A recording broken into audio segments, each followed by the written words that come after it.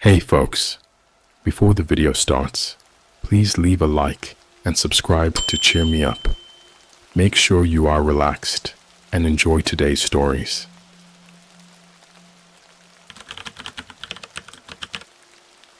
I found an old chat log on the dark web.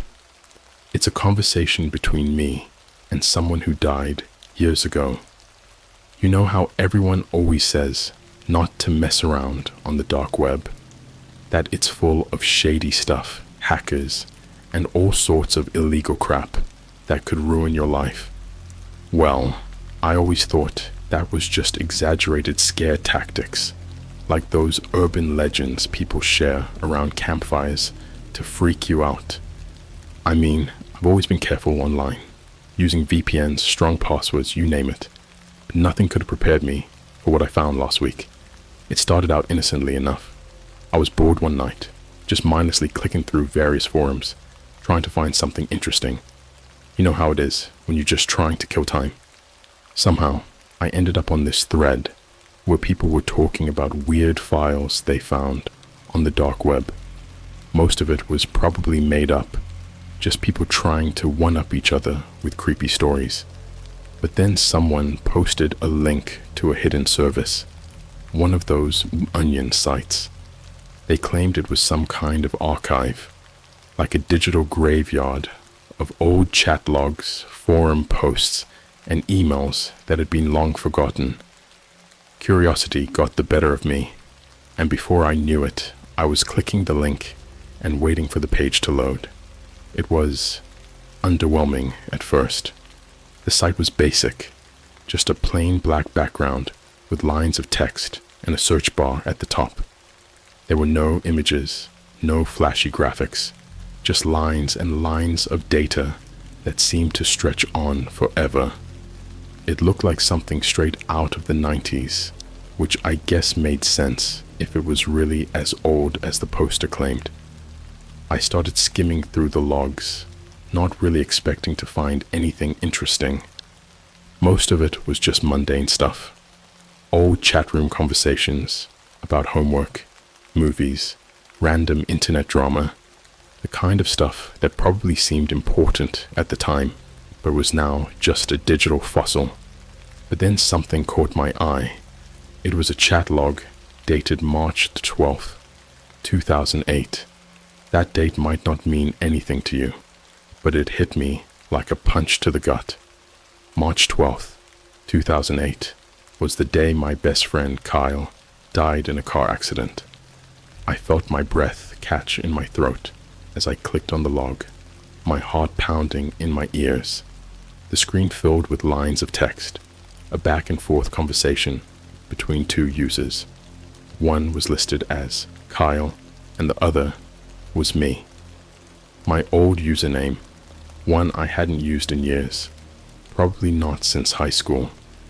It was like looking at a ghost. At first, I thought it had to be some kind of sick joke. Maybe someone had found our old chat logs and uploaded them here for whatever reason. But as I scrolled down, the sense of unease grew. I didn't remember this conversation at all. In fact, some of the things we talked about, plans we made, jokes we shared, never happened, or at least not the way it was written here. It was like reading an alternate version of my life, one where Kyle was still alive, and we continued talking long after he died. My hands were shaking as I kept scrolling, my mind racing with possibilities. Was this some kind of messed up roleplay someone had created? A glitch in the data? Or something worse? But then I saw it. The message that made my blood run cold. Kyle, I miss you, man. It's lonely here. You should come visit. I stared at those words, feeling a chill crawl up my spine. It didn't make any sense. Kyle couldn't have sent that message. He was dead.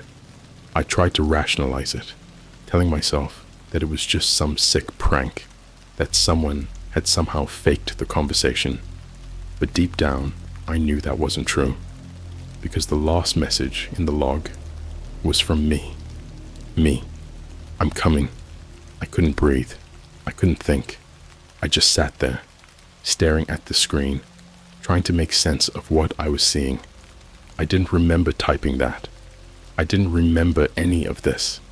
But there it was, in black and white, a conversation between me and someone who had been dead for over a decade. I don't know how long I sat there, just staring at the screen, trying to process it all. My heart was pounding, my hands were trembling, and a sense of dread was settling in the pit of my stomach. Something wasn't right. Something was very, very wrong. And I had no idea what to do next. I didn't sleep that night. How could I? Every time I closed my eyes, I saw that last message. I'm coming. It echoed in my mind, like a ticking clock counting down to something I didn't want to face. I tried to convince myself it was all a mistake, a glitch, something that could be explained away. But the more I thought about it, the more it gnawed at me. How could there be a conversation between me and Kyle when he was already gone? By morning, I was a wreck. Dark circles under my eyes, nerves frayed. I couldn't stop thinking about that chat log. It wasn't just that it existed. It was the fact that it felt so personal, like it was meant for me to find, meant to draw me into something I wasn't ready for. I knew I couldn't just ignore it. I needed answers, but where do you even start with something like this? The police wouldn't care about an old chat log, especially one from the dark web. And I wasn't about to start asking my friends if they'd been messing with me. It just didn't feel like a prank, you know? It was too specific, too eerie. So I did the only thing I could think of. I went back to the site. The black screen greeted me again, just as barren and unwelcoming as before. I hesitated, my fingers hovering over the keyboard. What was I even looking for? A follow-up message? A clue? I didn't know, but I felt compelled to search, to dig deeper, even if part of me was terrified of what I might find. I typed Kyle's username into the search bar, hoping to find something, anything, that would make sense of all this. The page took a moment to load, the cursor spinning like it was mocking me. Then, lines of text appeared, more chat logs, but these were different. They weren't just between me and Kyle. They were conversations he'd had with other people, people I didn't know. There were logs from months after his death, all seemingly ordinary chats, talking about life, work, random stuff. But they were all dated after March the 12th, 2008. My heart sank as I realized the implications. These weren't just random conversations someone had cobbled together. They were real. Kyle was talking to people as if he was still alive. And what's worse, the people he was chatting with were responding like they knew him, like they had no idea he was supposed to be dead. I clicked on one of the logs at random, and as I read through it, my unease deepened. The conversations weren't just casual. They were full of personal details, things only Kyle would know. And then, in the middle of one of the logs, there was a line that made my blood freeze. Kyle, it's so dark here. They keep calling your name. I blinked, trying to shake off the chill that ran down my spine. Who were they? And why were they calling my name? I scrolled down frantically, desperate for more context, but the log ended abruptly, cutting off in mid-sentence. Panic set in. I didn't know what to do. My mind was racing, trying to piece together a puzzle that made no sense. I needed to know more, needed to understand what the hell was going on, but I was also terrified of what I might uncover. I went back to the search bar and typed my own username, hands trembling as I hit enter. The results came up quickly, and there it was, another log, this time a direct conversation between me and Kyle. The date? Yesterday, I stared at the screen, my vision blurring as the realization hit me. This wasn't over.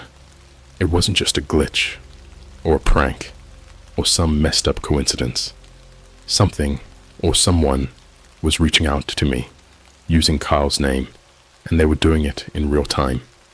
The log was short, just a few lines, but they were enough to make my heart pound in my chest. Kyle, I've been waiting for you. Me. Who are you? Kyle, come find me. I pushed my chair back from the desk, my hands clammy and cold. This couldn't be happening.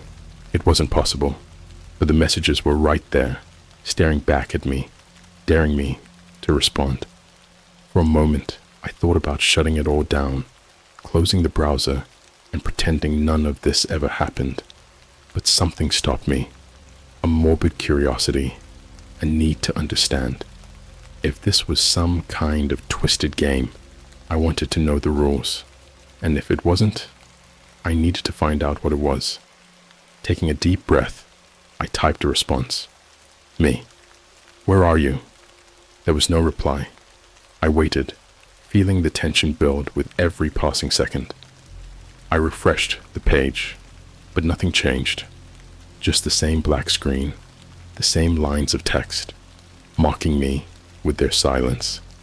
Frustrated, I closed the browser and tried to shake off the feeling of dread that was creeping over me. Maybe I was overthinking this. Maybe it was all just some elaborate hoax, a glitch in the system. But deep down, I knew that wasn't true. As I sat there, staring at the blank screen, my phone buzzed on the desk. I jumped, my nerves already shot, and grabbed it, half expecting some unknown number to be calling me. But it wasn't a call. It was a text from an unknown number. I'm here. I stared at the message, my heart pounding in my chest.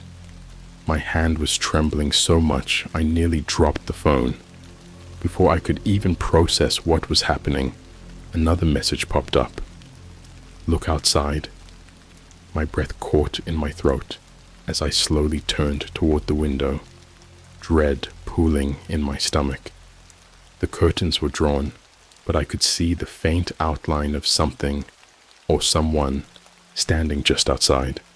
My heart raced as I took a step back, my mind screaming at me to run, to get out of the house. But I couldn't move. I was frozen, paralyzed by fear and the overwhelming sense that whatever was outside wasn't human, and it was waiting for me to come to it. I stood there, rooted to the spot, staring at the window. My mind was racing, trying to make sense of what I'd just seen. Was someone really out there? Was this all some elaborate prank? But as I strained my ears, listening for any sound outside, I realized how quiet everything was. The kind of silence that feels wrong, like the world itself is holding its breath. I had to know. I had to see for myself. My legs felt like lead as I moved toward the window, every instinct in my body screaming at me to stop, to turn around and run. But I couldn't. It was like something was pulling me forward, guiding me to the one place I didn't want to go. With trembling hands, I reached for the curtain and slowly pulled it back.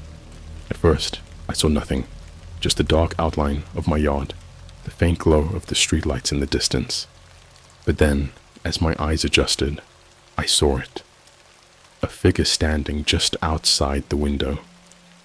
It was shrouded in shadow, its features obscured by the darkness, but I could see enough to know it wasn't right. The way it stood there, completely still, too tall and too thin to be a person, its head tilted slightly as if it were staring back at me. My heart pounded in my chest as I took a step back, the curtain falling from my hand. I wanted to scream, to shout, to do anything to break the suffocating silence that surrounded me. But all I could do was stare, frozen in place by the sheer terror that gripped me. The figure didn't move, didn't react to me at all. It just stood there, watching, waiting, and then my phone buzzed again. I nearly jumped out of my skin as I fumbled to grab it, my hands shaking so badly I could barely unlock the screen. Another message from the same unknown number.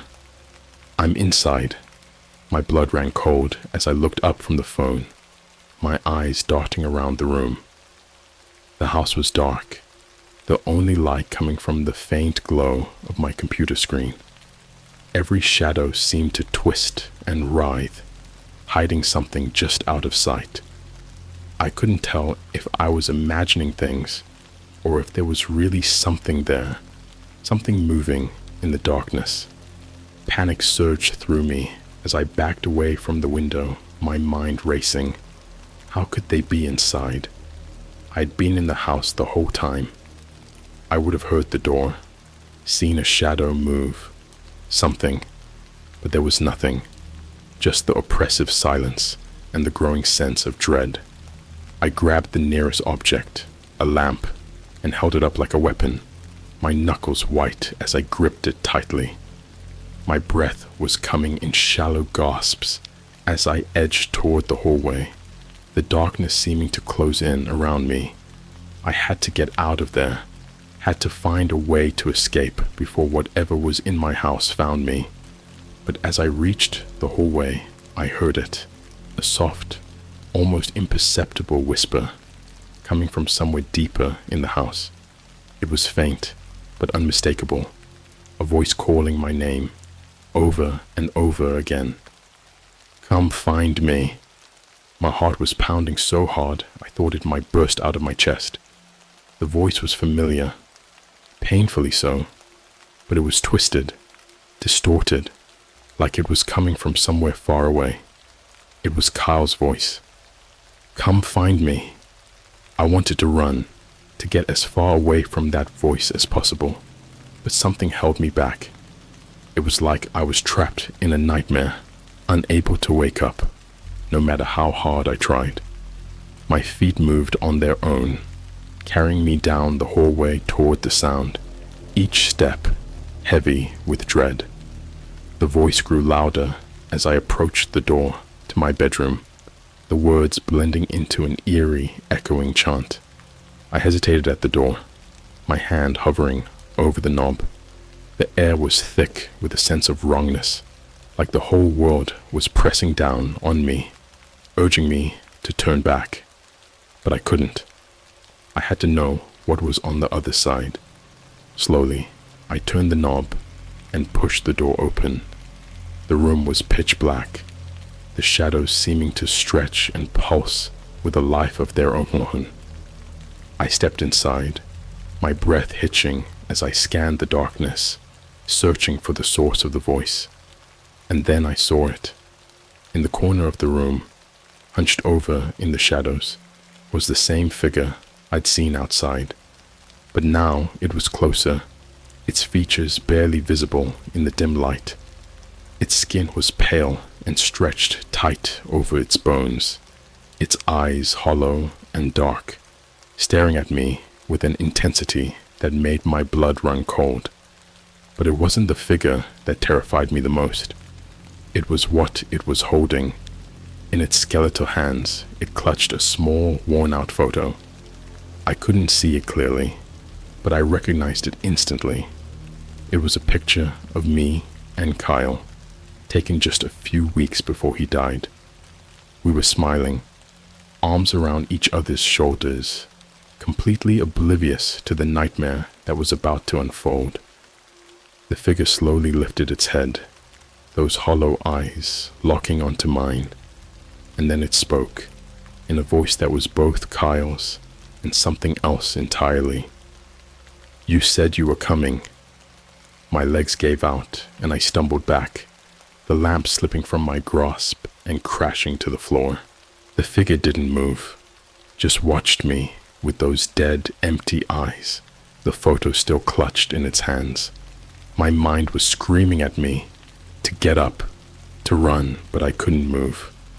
I was paralyzed by fear, by the overwhelming sense that whatever this thing was, it wasn't going to let me leave. As I lay there, the room spinning around me, my phone buzzed again. The sound snapped me out of my daze, and I scrambled to grab it, my fingers trembling as I read the message. It's too late. And then the lights went out. When the lights went out, it was like the world collapsed around me. The darkness wasn't just an absence of light. It felt tangible, almost alive, pressing in from all sides. I couldn't see a thing, but I could feel that presence. The figure with the hollow eyes, looming over me, watching me. I could hear my own ragged breathing, the pounding of my heart in my ears, but nothing else. The silence was oppressive, smothering. My phone was my only lifeline, its screen casting a dim glow that barely penetrated the darkness. My hands were shaking so badly that I almost dropped it, but I held on, desperate for some connection to reality. I fumbled to unlock it, and for a moment, the soft light seemed to push back the shadows, just a little. But then, I saw it. Another message. You shouldn't have come. My stomach twisted into knots as I stared at the words, trying to make sense of them. The figure in the corner was still there, but it hadn't moved. It was like it was waiting for something, waiting for me to do something, but I couldn't think straight. My mind was a whirlwind of fear and confusion. I had to get out. I had to leave, to get away from this house, from whatever was happening. But the darkness was so thick, so all-encompassing, that I couldn't even tell where the door was anymore.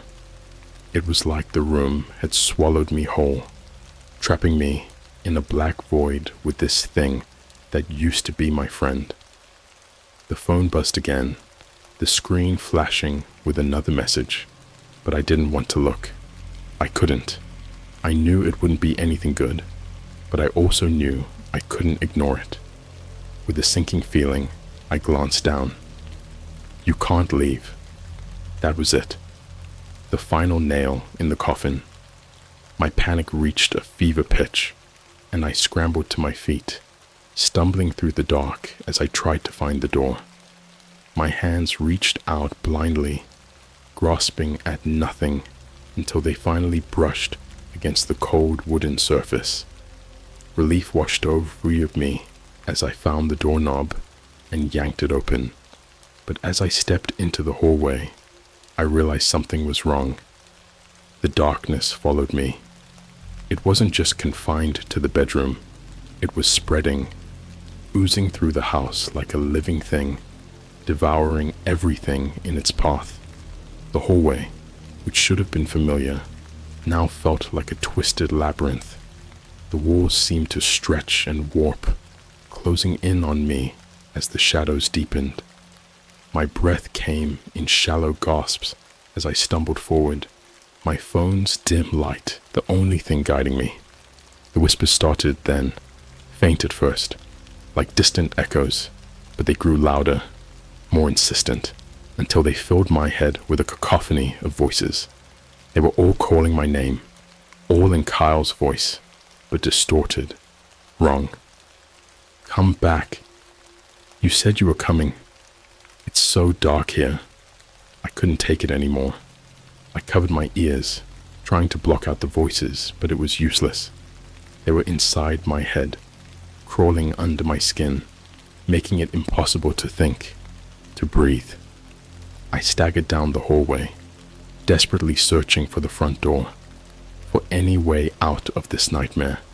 But no matter how far I went, the hallway just kept stretching on. The walls closed in tighter, the darkness thickening, until I felt like I was suffocating. My phone's light was growing dimmer, flickering like a dying candle, and I knew it wouldn't last much longer. The whispers were louder now, almost deafening, but there was one voice that stood out above the rest. Kyle's real voice, clear and unmistakable. Why did you leave me? The question hit me like a punch to the gut, stopping me in my tracks. I turned, even though I knew I shouldn't. even though I knew what I would see. Kyle was standing at the end of the hallway, just visible in the flickering light of my phone. But it wasn't really him. His skin was pale, almost translucent, his eyes sunken and hollow. He looked like a twisted reflection of the friend I'd once known, a grotesque parody of the boy I grew up with, and he was crying. Tears streamed down his gaunt cheeks as he stared at me, his eyes full of pain and sorrow. But there was something else there too, something dark, something hungry. "Why did you leave me?" he repeated, his voice cracking. It wasn't an accusation, it was a plea. I opened my mouth to speak, to say something, anything, but no words came out. My throat was dry, my mind blank. I wanted to tell him that I hadn't left him, that I'd never wanted him to die. But how could I explain that to whatever this thing was? Before I could even try to find the words, Kyle's face twisted into a mask of anger. His eyes darkened, his mouth contorting into a snarl. "You said you were coming!" The lights on my phone flickered out completely, plunging me into absolute darkness. The whispers erupted into a deafening roar, Kyle's voice blending with the others, screaming at me, accusing me, condemning me. And then I felt it, a cold hand wrapping around my wrist, its grip like iron. My heart stopped as I realized I wasn't alone in the hallway anymore. Something was standing right behind me, something cold and malevolent, something that wasn't going to let me go. I tried to pull away, to break free, but a hand tightened, pulling me back into the shadows. My scream caught in my throat as the darkness closed in around me, the voices rising to a crescendo, filling my head with their torment. "You said you were coming. You can't leave." And then as quickly as it had started, it was over. The darkness vanished, the voices stopped, and I found myself lying on the floor, gasping for breath. The hallway was back to normal, the lights on, everything exactly as it had been before. But I knew it wasn't over.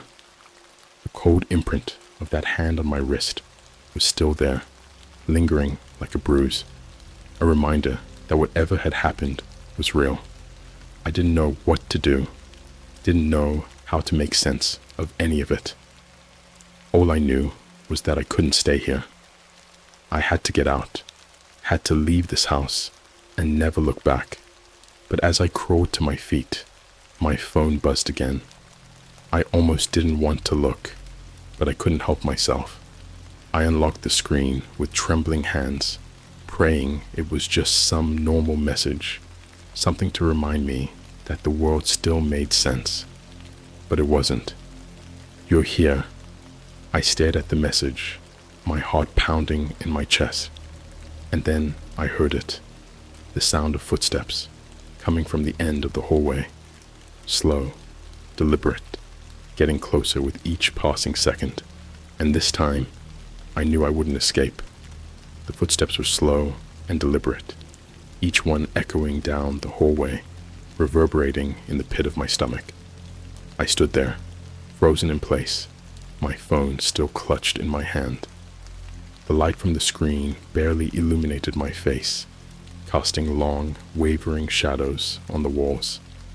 I could feel the cold sweat trickling down my back, my heart pounding so loudly that it drowned out everything else. All I could hear was the steady approach of whatever was coming for me. I wanted to run, to escape, but I couldn't move. It was like my feet were glued to the floor, held in place by some unseen force. The air was thick, oppressive, making it hard to breathe. The walls of the hallway seemed to stretch and warp again, closing in on me, trapping me in a nightmare I couldn't wake from. The footsteps stopped, just out of sight, around the corner at the end of the hallway. I strained to see, to catch even the smallest glimpse of what was there, but all I could make out was darkness. My phone buzzed again in my hand, and I forced myself to look down. "I'm here." The words sent a shiver down my spine. I felt that same cold hand on my wrist again, as if the darkness itself was holding on to me, refusing to let go. My mind was racing, trying to make sense of what was happening, trying to find some way out, but there was nothing, no escape, no way to stop what was coming. The silence dragged on, stretching for what felt like an eternity. And then, just as I was about to break, to scream, to do anything to shatter the suffocating quiet, a voice spoke from the darkness. "You said you were coming." It was Carl's voice, but it wasn't coming from behind me. It was right in front of me, just out of sight, in the darkness at the end of the hallway. The words were soft, almost a whisper, but they cut through the silence like a knife. I could hear the pain in his voice, the sadness, the anger, and something else, something darker, more sinister. I swallowed hard, forcing myself to speak, though my voice was barely more than a whisper. "Kyle, I'm sorry. I'm so sorry." The words felt hollow, empty. What could I possibly say to make this right? How could I apologize for something I didn't even understand? But I had to try. I had to do something. The darkness shifted, the shadows twisting and writhing as if they were alive. And then, slowly, Kyle stepped into the dim light cast by my phone. My breath caught in my throat as I saw him clearly for the first time. He looked almost the same as he had when he was alive, but there was something horribly wrong. His skin was pale, almost gray, stretched tight over his bones. His eyes were sunken and dark, staring at me with an intensity that made my skin crawl. And yet, there was a strange, haunting sadness in his gaze, a loneliness that cut straight to my heart. "You promised you'd come," he said, his voice cracking with emotion, "but you never did. You left me." The guilt hit at me like a tidal wave, threatening to drown me. Memories flooded back, memories of the days and weeks after Kyle's death, how I had tried so hard to move on, to forget the pain, how I had pushed it all away, buried it deep inside, hoping it would just disappear. But it hadn't. It had festered, growing in the darkness, until it had taken on a life of its own. "I didn't mean to," I whispered, tears stinging my eyes. I didn't know this would happen." Carl's expression twisted, a flicker of anger passing across his face. The shadows around him seemed to thicken, the darkness pressing in on him like it was a part of him. "You left me alone in the dark," he said, his voice hardening. "And now, you're here with me." The realization hit me like a punch to the gut. This wasn't just some ghost, some residual echo of my friend. This was something else, something born out of the pain, the guilt, the unresolved anger. It was a manifestation of everything I had tried to forget, everything I had pushed away, and it wasn't going to let me go. "Kyle," I began, but he cut me off. "It's too late." His voice was cold now, almost devoid of emotion. The shadows around him surged forward, rushing down the hallway toward me like a wave. "You belong here, with me." I stumbled back, panic rising in my chest as the darkness closed in. My phone flickered, the light growing dimmer by the second, until it was almost completely swallowed by the shadows. I could feel them reaching out, cold fingers brushing against my skin, pulling me down into the abyss. I tried to fight, tried to resist, but it was useless. The darkness was too strong, too overwhelming. I could feel it seeping into me, filling me with a cold, hollow emptiness. And through it all, I could hear Carl's voice, echoing in my mind, "You said you were coming."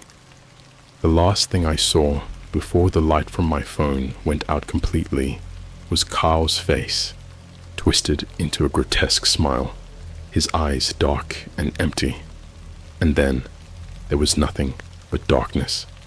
I don't know how long I was lost in that void, how long I wandered through the shadows, searching for a way out.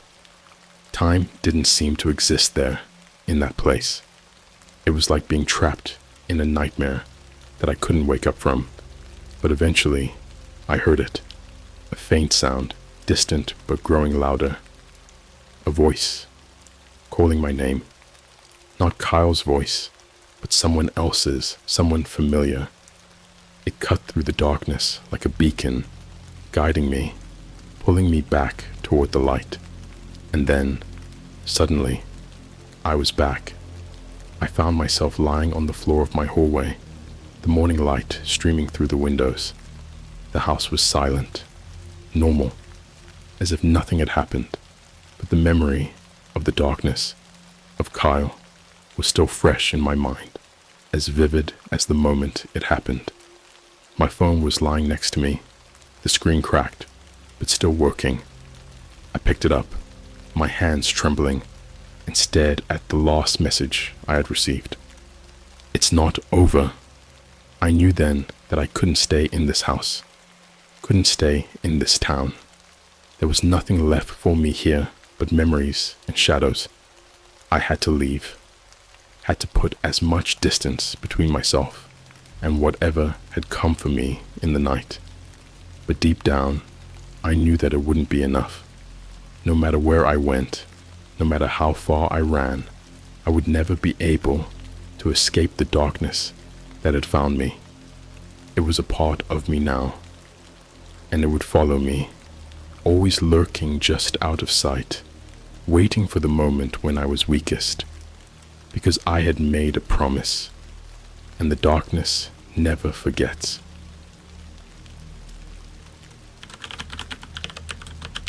I followed a dark web treasure map. The treasure was my worst nightmare. You ever hear about those stories of people who accidentally stumble onto the dark web and find something they wish they hadn't? Yeah, I always thought those were just urban legends. I mean, who in their right mind would be dumb enough to click on random links in the dark corners of the internet, right? Well, apparently, that dumbass was me. It started on a random Thursday night. I was bored out of my mind, scrolling through YouTube, when I came across a video about the dark web. You know the type. Some guy with a voice changer narrating creepy stories about the stuff you can supposedly find if you know where to look. I'd seen a million of these videos before, but something about this one got to me. Maybe it was the way the guy described it all so casually, like it was just another Saturday afternoon hobby. The next thing I knew, I was in a rabbit hole of dark web videos, forums, and articles. Before I realized it, hours had passed, and I was staring at my laptop screen like a zombie.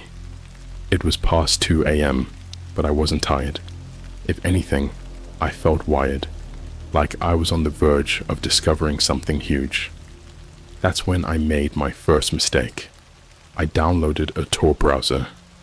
At first, I just poked around, mostly out of curiosity. I checked out some of the infamous dark web marketplaces, but it was all stuff I expected. Drugs, weapons, fake IDs. Nothing that really stood out. I was just about ready to close the browser and call it a night when I stumbled upon a thread in a forum called Hidden Gems. It was a simple post, almost like an afterthought. Wanna go on a treasure hunt? Click here. I hovered over the link for what felt like ages. Every logical part of my brain was screaming at me to stop, to just close the damn browser and go to bed. But there was something about that link, something that made my heart race. I clicked. The page that opened up was unlike anything I'd seen before. It was just a plain black background with a single line of text in white. Follow the map, find the treasure, claim your reward. Below the text was what looked like a scanned image of an old tattered map, the kind you'd see in a pirate movie, with faded ink and weird symbols all over it. But this map wasn't leading to a desert island. No, it showed a route through what looked like a rural area, dense woods, a few small buildings, and a spot marked with a red X. Under the map, there was a download link. I hesitated for a moment, but then I clicked.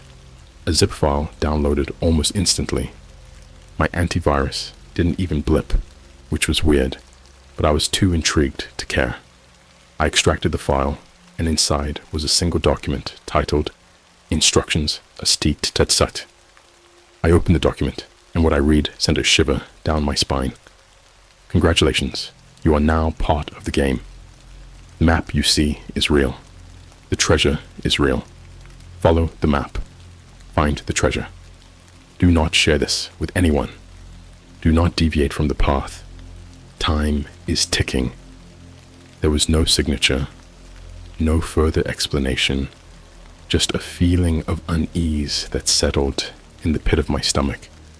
I should have closed the file right then and there, deleted it, and forgotten the whole thing, but something about it hooked me.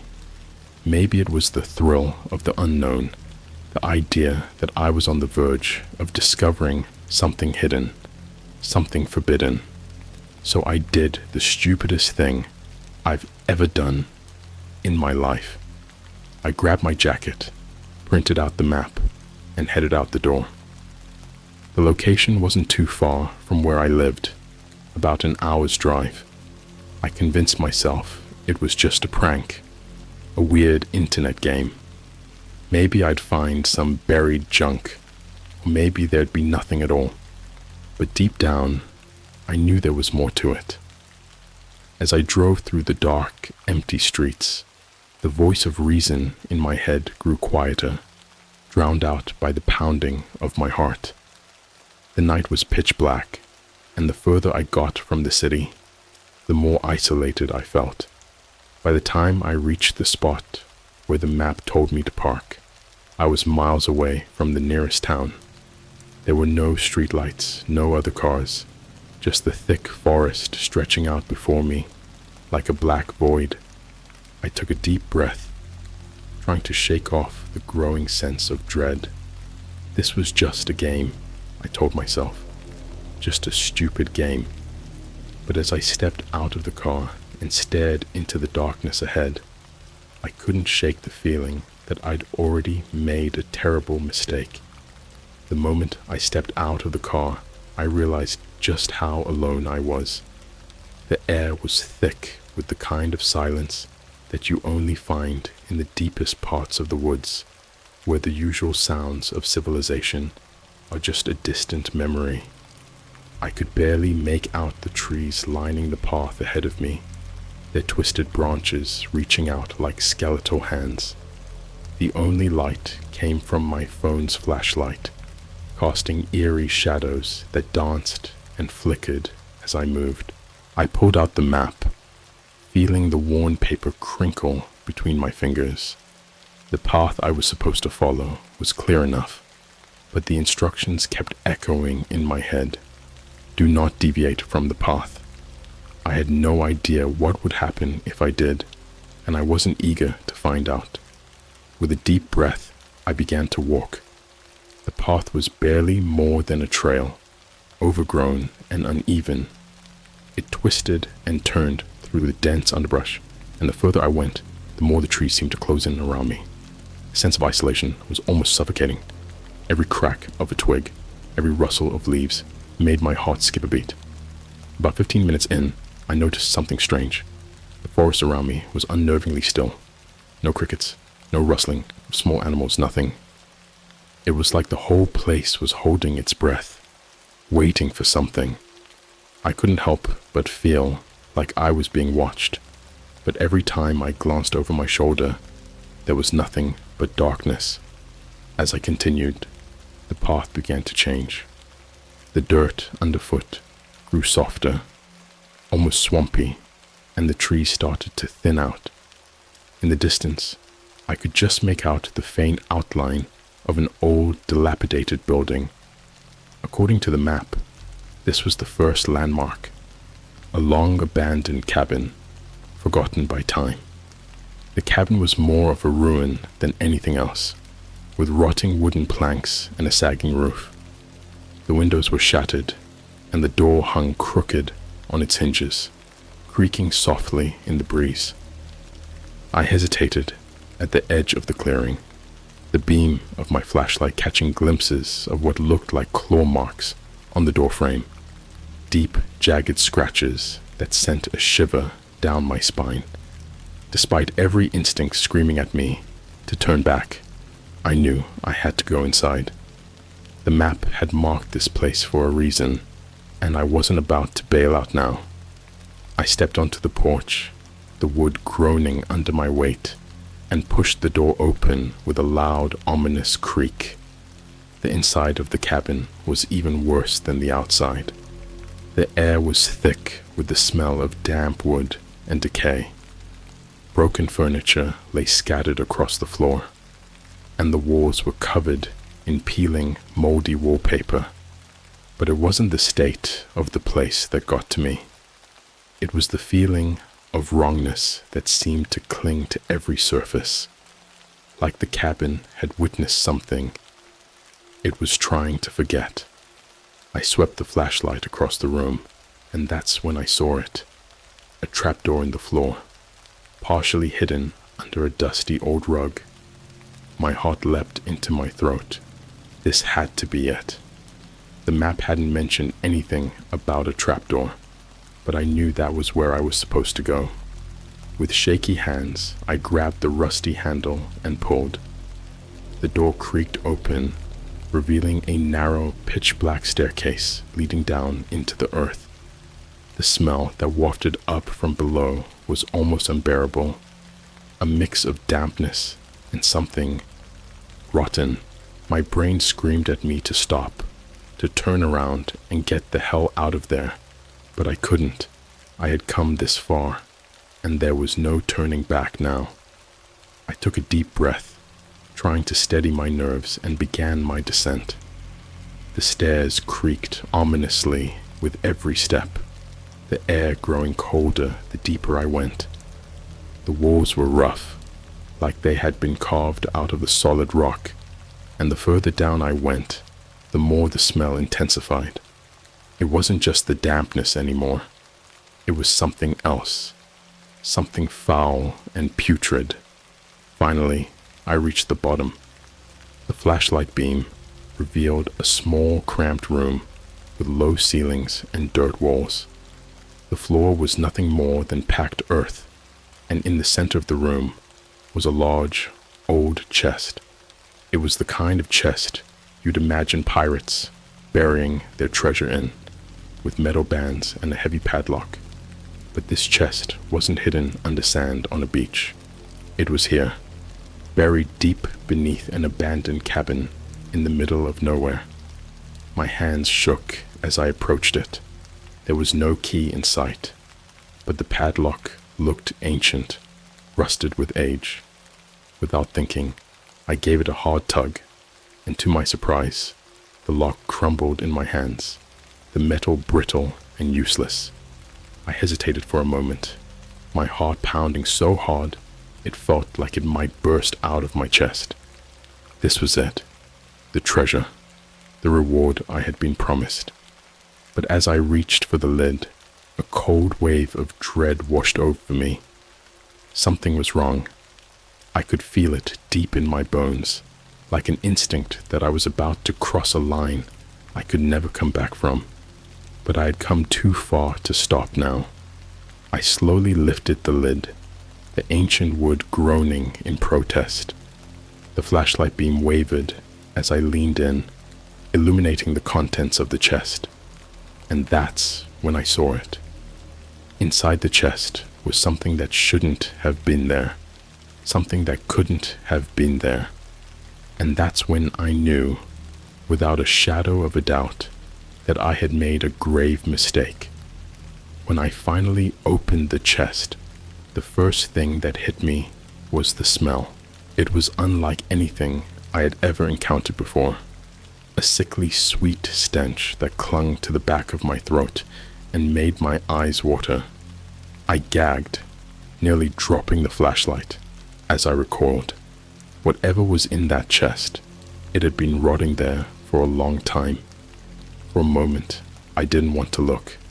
Every fiber of my being screamed at me to shut the lid and run, to leave this place and never come back. But I was frozen, caught in the horror of what I might find. With a trembling hand, I steadied the flashlight and aimed it inside the chest.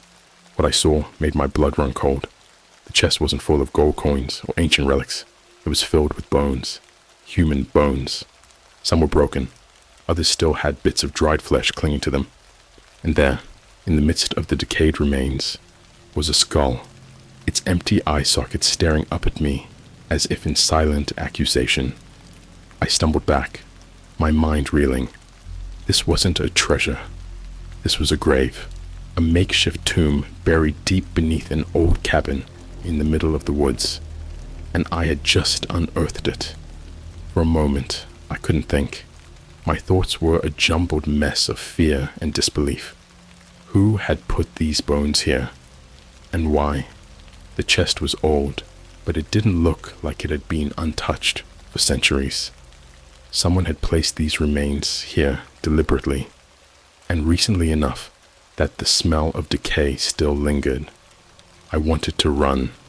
I wanted to turn around and sprint up those stairs, get back to my car, and drive until I was as far away from this place as possible. But something kept me rooted to the spot, a dark, morbid curiosity that made me want to know more, even as I was terrified of what I might find. That's when I noticed something else in the chest, partially buried beneath the bones. I leaned in closer, my flashlight trembling in my grip. It was a small, leather-bound book, its cover cracked and worn with age. The edges of the pages were yellowed, stained with what looked like old blood. I hesitated for a long moment before reaching in and pulling the book free. It was cold to the touch, like it had been left in the freezer. I could feel my pulse pounding in my ears as I opened it, the brittle pages crackling under my fingers. The first few pages were blank, but as I flipped through, I began to see writing, strange looping script that I couldn't read. It wasn't any language I recognized, more like symbols than actual letters. The handwriting was frantic, desperate, and the further I read, the more unhinged it became. But the strangest thing was that the ink seemed fresh, as if the words had been written just moments before.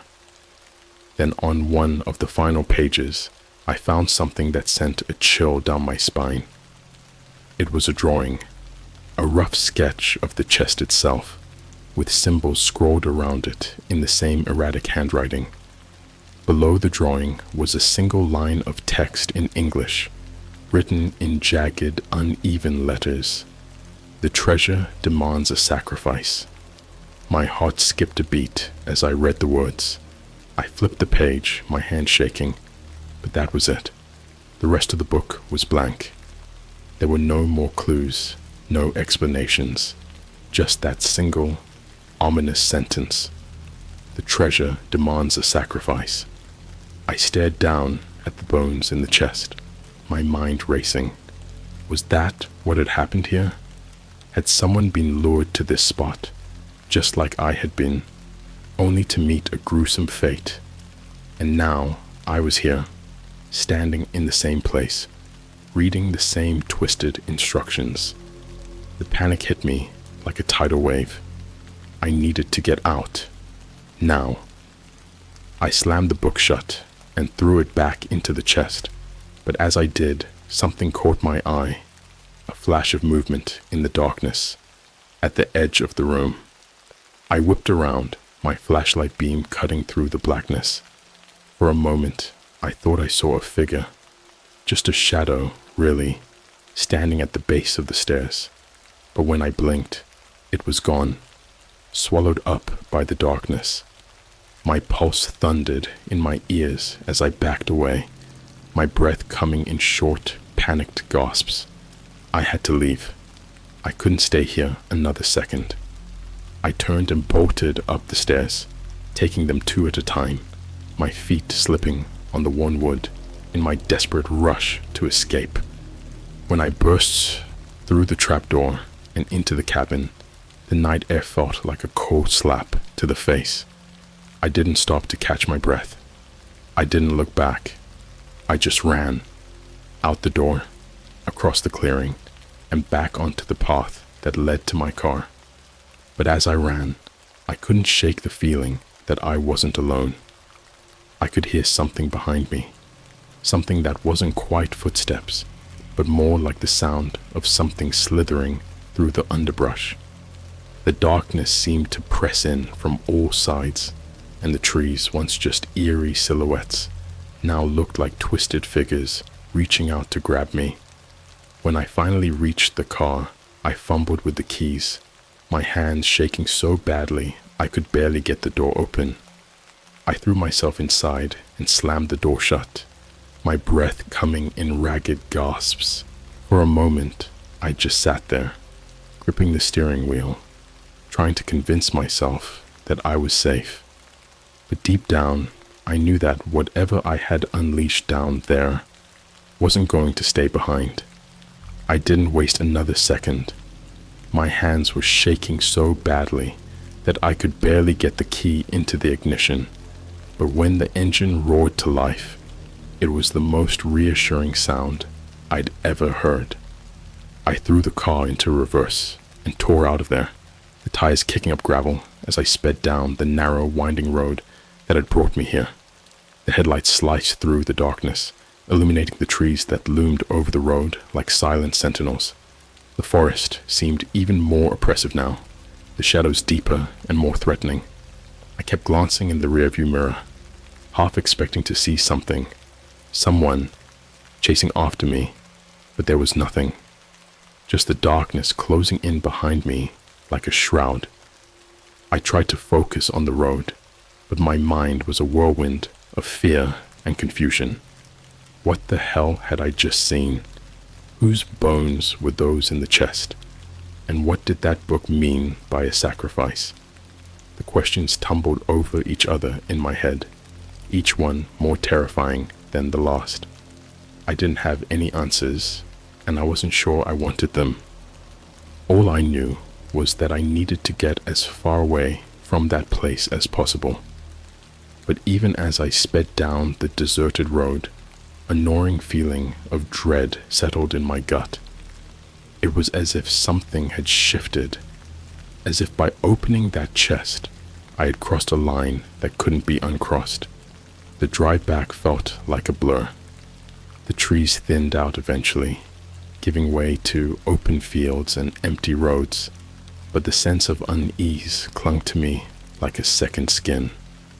My phone buzzed on the passenger seat, but I didn't dare take my eyes off the road to check it, not until I was back in the safety of my apartment.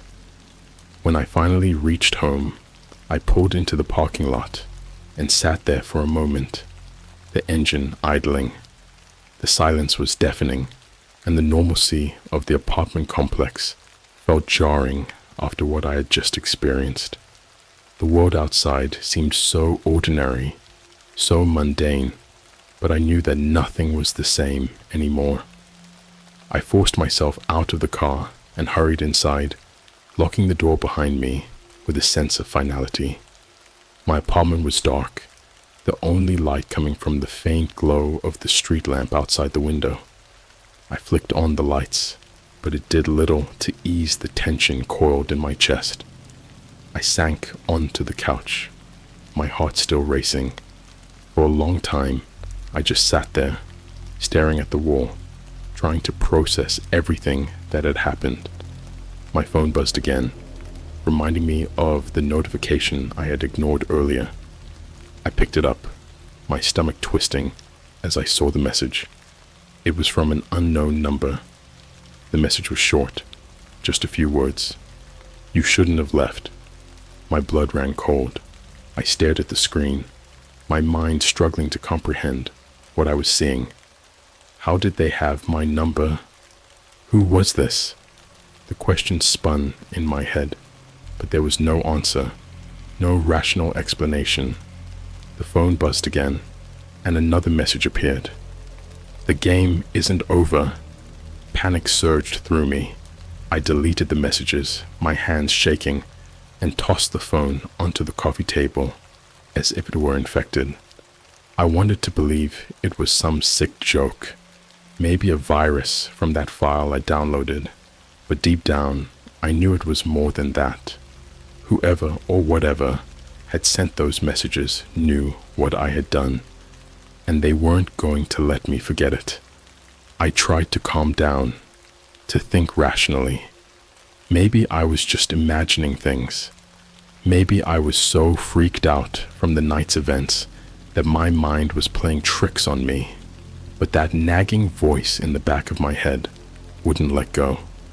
I could still smell that sickening stench of decay, could still see those bones lying in that chest, and could still feel that overwhelming sense of dread as I opened the book. I decided I needed a distraction, something to take my mind off everything that had happened.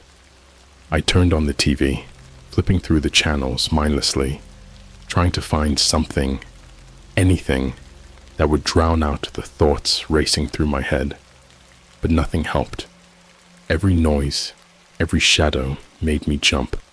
I felt like I was being watched, like something was lurking just out of sight, waiting for me to let my guard down. It was then that I heard it, a faint, almost imperceptible sound. At first, I thought it was just the wind outside, or maybe the building settling. But as I sat there, straining to listen, I realized it was coming from inside the apartment, a soft, rhythmic tapping, like fingers drumming on wood. My breath caught in my throat. I slowly turned my head toward the source of the sound, dread pooling in my stomach. It was coming from the bedroom door, the door that I had shut when I first came in. The tapping continued, steady and unhurried, as if whatever was on the other side knew I was listening. My heart pounded in my chest, and I felt a cold sweat break out on my forehead. I didn't want to move, didn't want to see what was making that sound, but I knew I couldn't just sit there. I had to know. I stood up slowly, every muscle in my body tense. The tapping didn't stop. I crept toward the bedroom door, the floorboards creaking under my feet. My hand shook as I reached for the doorknob, the cold metal sending a shiver down my spine. I took a deep breath, trying to steady myself, and twisted the knob. The door creaked open, revealing the darkened room beyond. The tapping stopped abruptly, leaving a heavy silence in its wake. I hesitated for a moment, peering into the darkness.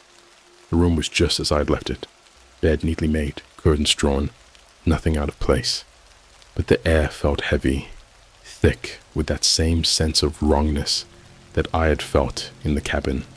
And then, in the corner of the room, I saw it, a small leather-bound book lying on the floor, its cover cracked and worn with age. The same book I had found in the chest. I knew I had left it behind. I had thrown it back into the chest before I ran, but here it was, sitting in my bedroom, as if it had always been there, as if it had followed me home. A wave of nausea washed over me, and I staggered back, unable to tear my eyes away from the book. The tapping started again, louder this time, more insistent, but it wasn't coming from the door anymore. It was coming from inside the room, from inside the walls. The realization hit me like a punch to the gut.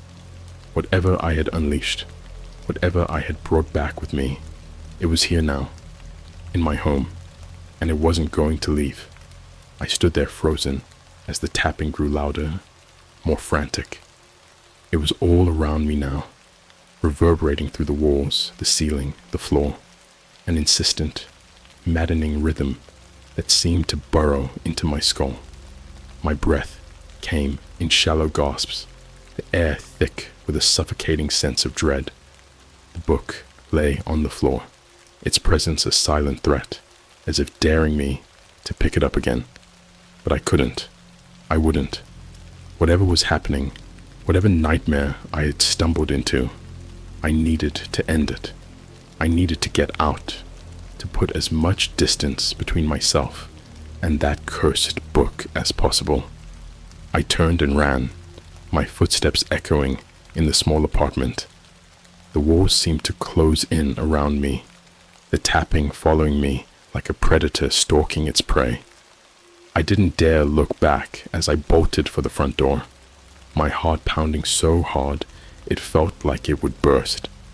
My hands fumbled with the lock, every second an eternity as the sound grew louder, more chaotic, as if whatever was on the other side of the walls was growing desperate. Finally, I wrenched the door open and stumbled out into the hallway. The sudden change in atmosphere hit me like a wave. The air was cooler, less oppressive, but the sense of urgency remained. I didn't wait to catch my breath. I sprinted down the corridor, my footsteps echoing off the walls, and threw myself down the stairs, taking them two at a time. When I burst out of the building, into the night, the tapping stopped, just like that, gone, as if it had never been there. The sudden silence was almost more unnerving than the noise itself. I stood in the parking lot, gasping for breath, my eyes darting around in the darkness, half expecting to see something lurking in the shadows. But there was nothing, just the quiet hum of the city at night, the distant sound of traffic, the soft rustle of leaves in the breeze. Everything was normal. Everything was wrong. I knew I couldn't go back to my apartment. Whatever was there, whatever I had unleashed, was still waiting for me. I couldn't shake the feeling that it was watching me, that it was just biding its time, waiting for the moment when I let my guard down. I had to get rid of the book. That was the only solution. If it had followed me here, maybe getting rid of it would end this nightmare. I jumped into my car, the engine sputtering to life as I sped out of the parking lot. I didn't have a plan. My only thought was to get as far away as possible. I drove aimlessly through the city, my mind racing, trying to think of where to go, what to do. The streets were mostly empty at this hour, the city wrapped in a blanket of uneasy calm. Eventually, I found myself at the edge of town, where the urban sprawl gave way to open fields and dense woods. It was as good a place as any. I pulled over onto a deserted side road, the gravel crunching under the tires, and got out. The air was cool, crisp, but it did little to calm the terror still coursing through my veins. I opened the trunk and grabbed the only thing I could think of, a metal gas can I kept for emergencies. With shaking hands, I doused the book in gasoline, the pungent smell filling the air. The leather cover soaked it up greedily, darkening as the liquid seeped into the pages. I struck a match, the small flame flickering in the night, and dropped it onto the book. For a moment, nothing happened. Then with a soft whoosh, the flames took hold, the fire dancing across the cover, licking at the edges of the pages. I watched, my breath catching in my throat as the book began to burn. The flames grew brighter, hotter, consuming the ancient paper, the ink sizzling and popping as it blackened and curled. But as I stood there, something strange began to happen. The flames, instead of dying down as the book was reduced to ash, seemed to intensify. The fire burned hotter, brighter, the light casting long, eerie shadows across the trees. The air around me grew thick with heat, suffocating, as if the very atmosphere was warping under the intensity of the blaze. And then I heard it, a low, guttural sound, like a growl, emanating from the heart of the fire. It was a sound that didn't belong, a sound that sent a primal fear surging through my veins.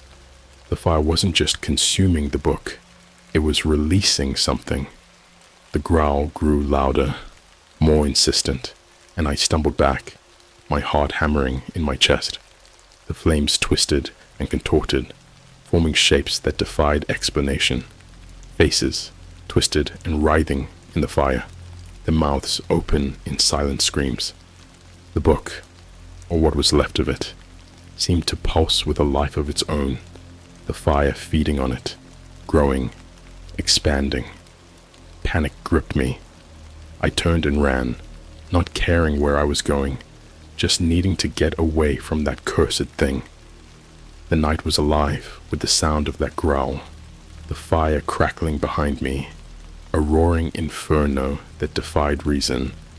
I didn't stop running until I reached my car. I threw myself inside, started the engine, and sped away, the tires skidding on the gravel as I tore down the road. I didn't look back, but I could feel it, the presence of something terrible, something ancient, now unleashed into the world because of my foolishness. I drove until the sun began to rise, the first light of dawn casting a pale glow over the landscape. Only then did I dare to pull over, my body trembling with exhaustion and fear. The events of the night seemed surreal, like a nightmare I couldn't wake from, but I knew it was real. The book, the bones, the growl, they were all real. And now, whatever had been bound to that book, whatever dark force had been trapped within it, was free. I don't know what I released that night, and I don't know where it is now, but I do know one thing. It's out there, somewhere, lurking in the shadows, waiting for the right moment to strike, and it won't stop until it finds what it's looking for.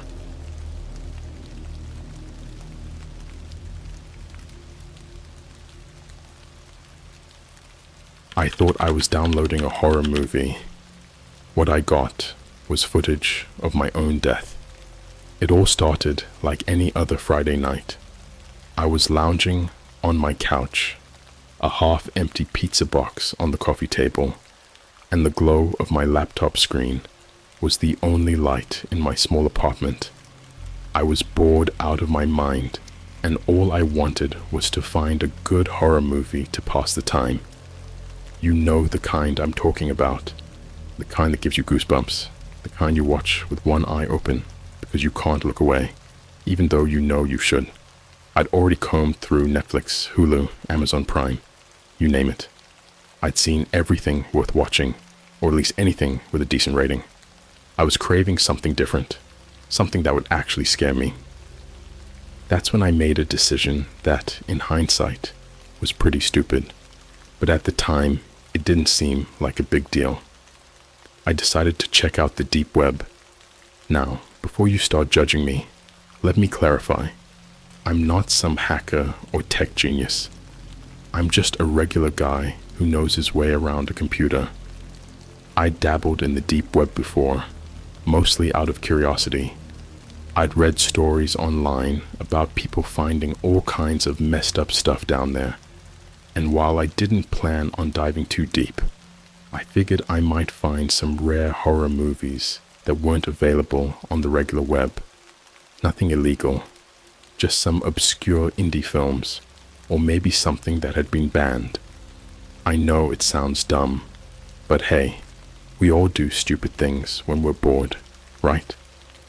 So I fired up my Tor browser, which, if you're unfamiliar, is the gateway to the deep web. I made sure I was connected to a VPN. I wasn't completely reckless and started browsing through forums and directories. It was mostly the usual stuff: conspiracy theories, bizarre discussion boards, and links that I knew better than to click on. But then I found a thread that caught my eye. The thread was titled For real horror fans only. The most disturbing films you'll never find anywhere else. That was enough to pique my interest, so I clicked on it. The user who posted it had a bunch of links to different sites, each with a brief description. Most of the titles were in languages I didn't recognize, but one in particular stood out: The Final Hours. The description read, "Not for the faint of heart. Watch at your own risk." Perfect, I thought. Just what I was looking for. There was a link to a file sharing site, one I'd never heard of before. It looked sketchy as hell, but by that point, my curiosity was in full swing. I hesitated for a moment, staring at the screen. I wasn't entirely sure why, but something about the whole thing made me uneasy. Maybe it was the way the description was worded, or the fact that I had never heard of this movie before. But then again, that was the whole point of this little adventure, wasn't it? To find something new, something that would actually scare me. So I shrugged off the nagging feeling in the back of my mind and clicked the link. The download started immediately. It was surprisingly fast for a file that big, and before I knew it, The Final Hours was sitting in my downloads folder, just waiting to be watched. I closed the Tor browser, disconnected from the VPN, and opened the file. It was a simple video file, no weird extensions or anything. It looked legit, which was a relief. I dimmed the lights in my apartment, grabbed the last slice of pizza, and settled in for what I hoped would be a good scare. As the video started to play, I noticed that there were no opening credits, no production logos, nothing. Just a black screen for a few seconds, followed by the image of a dimly lit room. It looked like it was filmed with a handheld camera. The picture was grainy, and there was a faint buzzing sound in the background, like the hum of an old fluorescent light. The room itself was bare, just 4 plain walls, a single door, and a small dirty window. It reminded me of an abandoned basement, or maybe a storage room in some old building. There was something unsettling about how empty it was. For a few minutes, nothing happened. The camera just sat there, focused on the room, and I started to wonder if this was some kind of artsy horror film where nothing actually happens, just a lot of build-up and atmosphere. But then the door slowly creaked open and a figure stepped into the room. At first, I couldn't make out any details. The figure was mostly in shadow, but as they moved closer to the camera, I saw that it was a man, tall, thin, wearing dark clothes. He didn't say anything, didn't look at the camera. He just stood there, staring at the door he'd just come through, like he was waiting for something. Then without warning, he turned and looked directly at the camera. My heart skipped a beat because it felt like he was looking straight at me. His face was partially obscured by the shadows, but I could see just enough to notice how blank his expression was, almost like he was in some kind of trance. The man took a step closer to the camera, and that's when I noticed something that sent a chill down my spine. The room he was standing in, it looked exactly like my apartment. No, not just similar. It was identical. Same walls, same door, same small dirty window. Everything was the same, down to the last detail. I sat up straighter, my pulse quickening. This had to be some kind of coincidence, right? Maybe they'd filmed it in a generic-looking room, or maybe I was just imagining things. But as the man stepped closer to the camera, I realized I wasn't imagining anything. The camera slowly panned around the room, and as it did, I saw something that made my blood run cold. There, in the corner of the room, was my couch.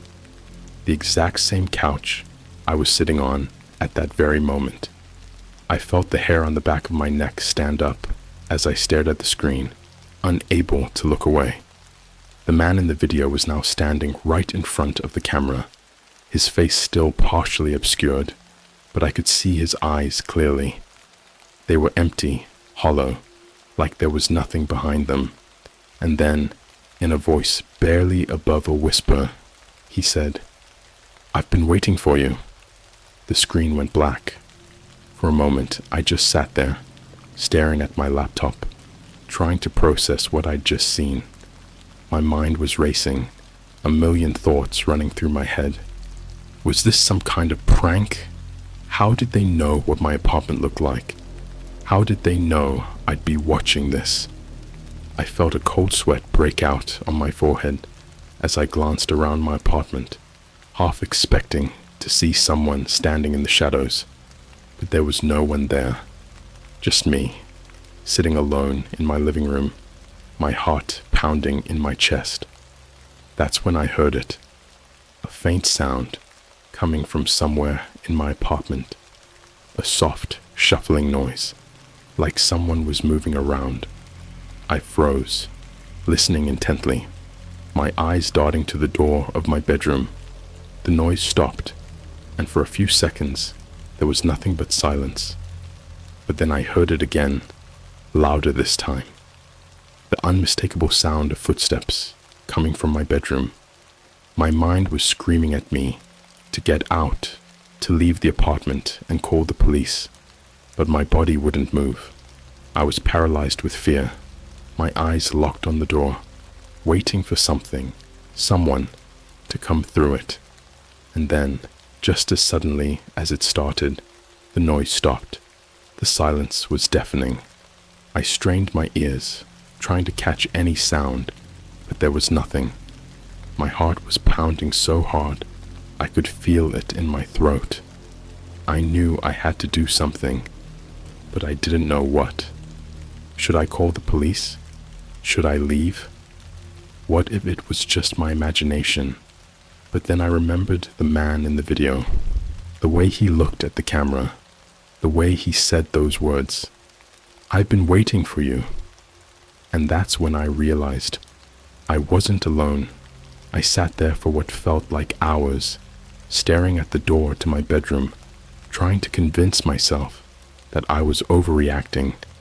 Maybe it was just the wind rattling the windows, or maybe I'd left the TV on in another room. But deep down, I knew that wasn't it.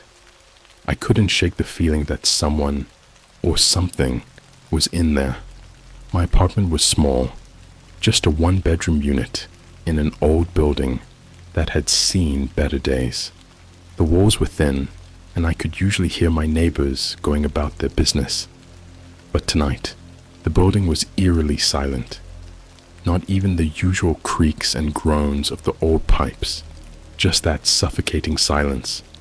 My heart was still racing, and every fiber of my being was telling me to get the hell out of there. But I couldn't. I had to know what was going on. I had to know if the video was some elaborate prank, or if there was something more sinister at play. I slowly got up from the couch, trying to keep my breathing steady, and took a cautious step toward the bedroom door. The floorboards creaked under my weight, and the sound echoed through the apartment, making me wince. I paused, listening for any sign of movement on the other side of the door. Nothing. I inched closer, my hand trembling as I reached for the doorknob.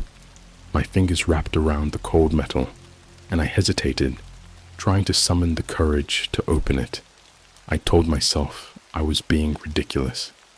I'd lived in this apartment for 2 years, and nothing like this had ever happened before. But that video, it was too specific, too real.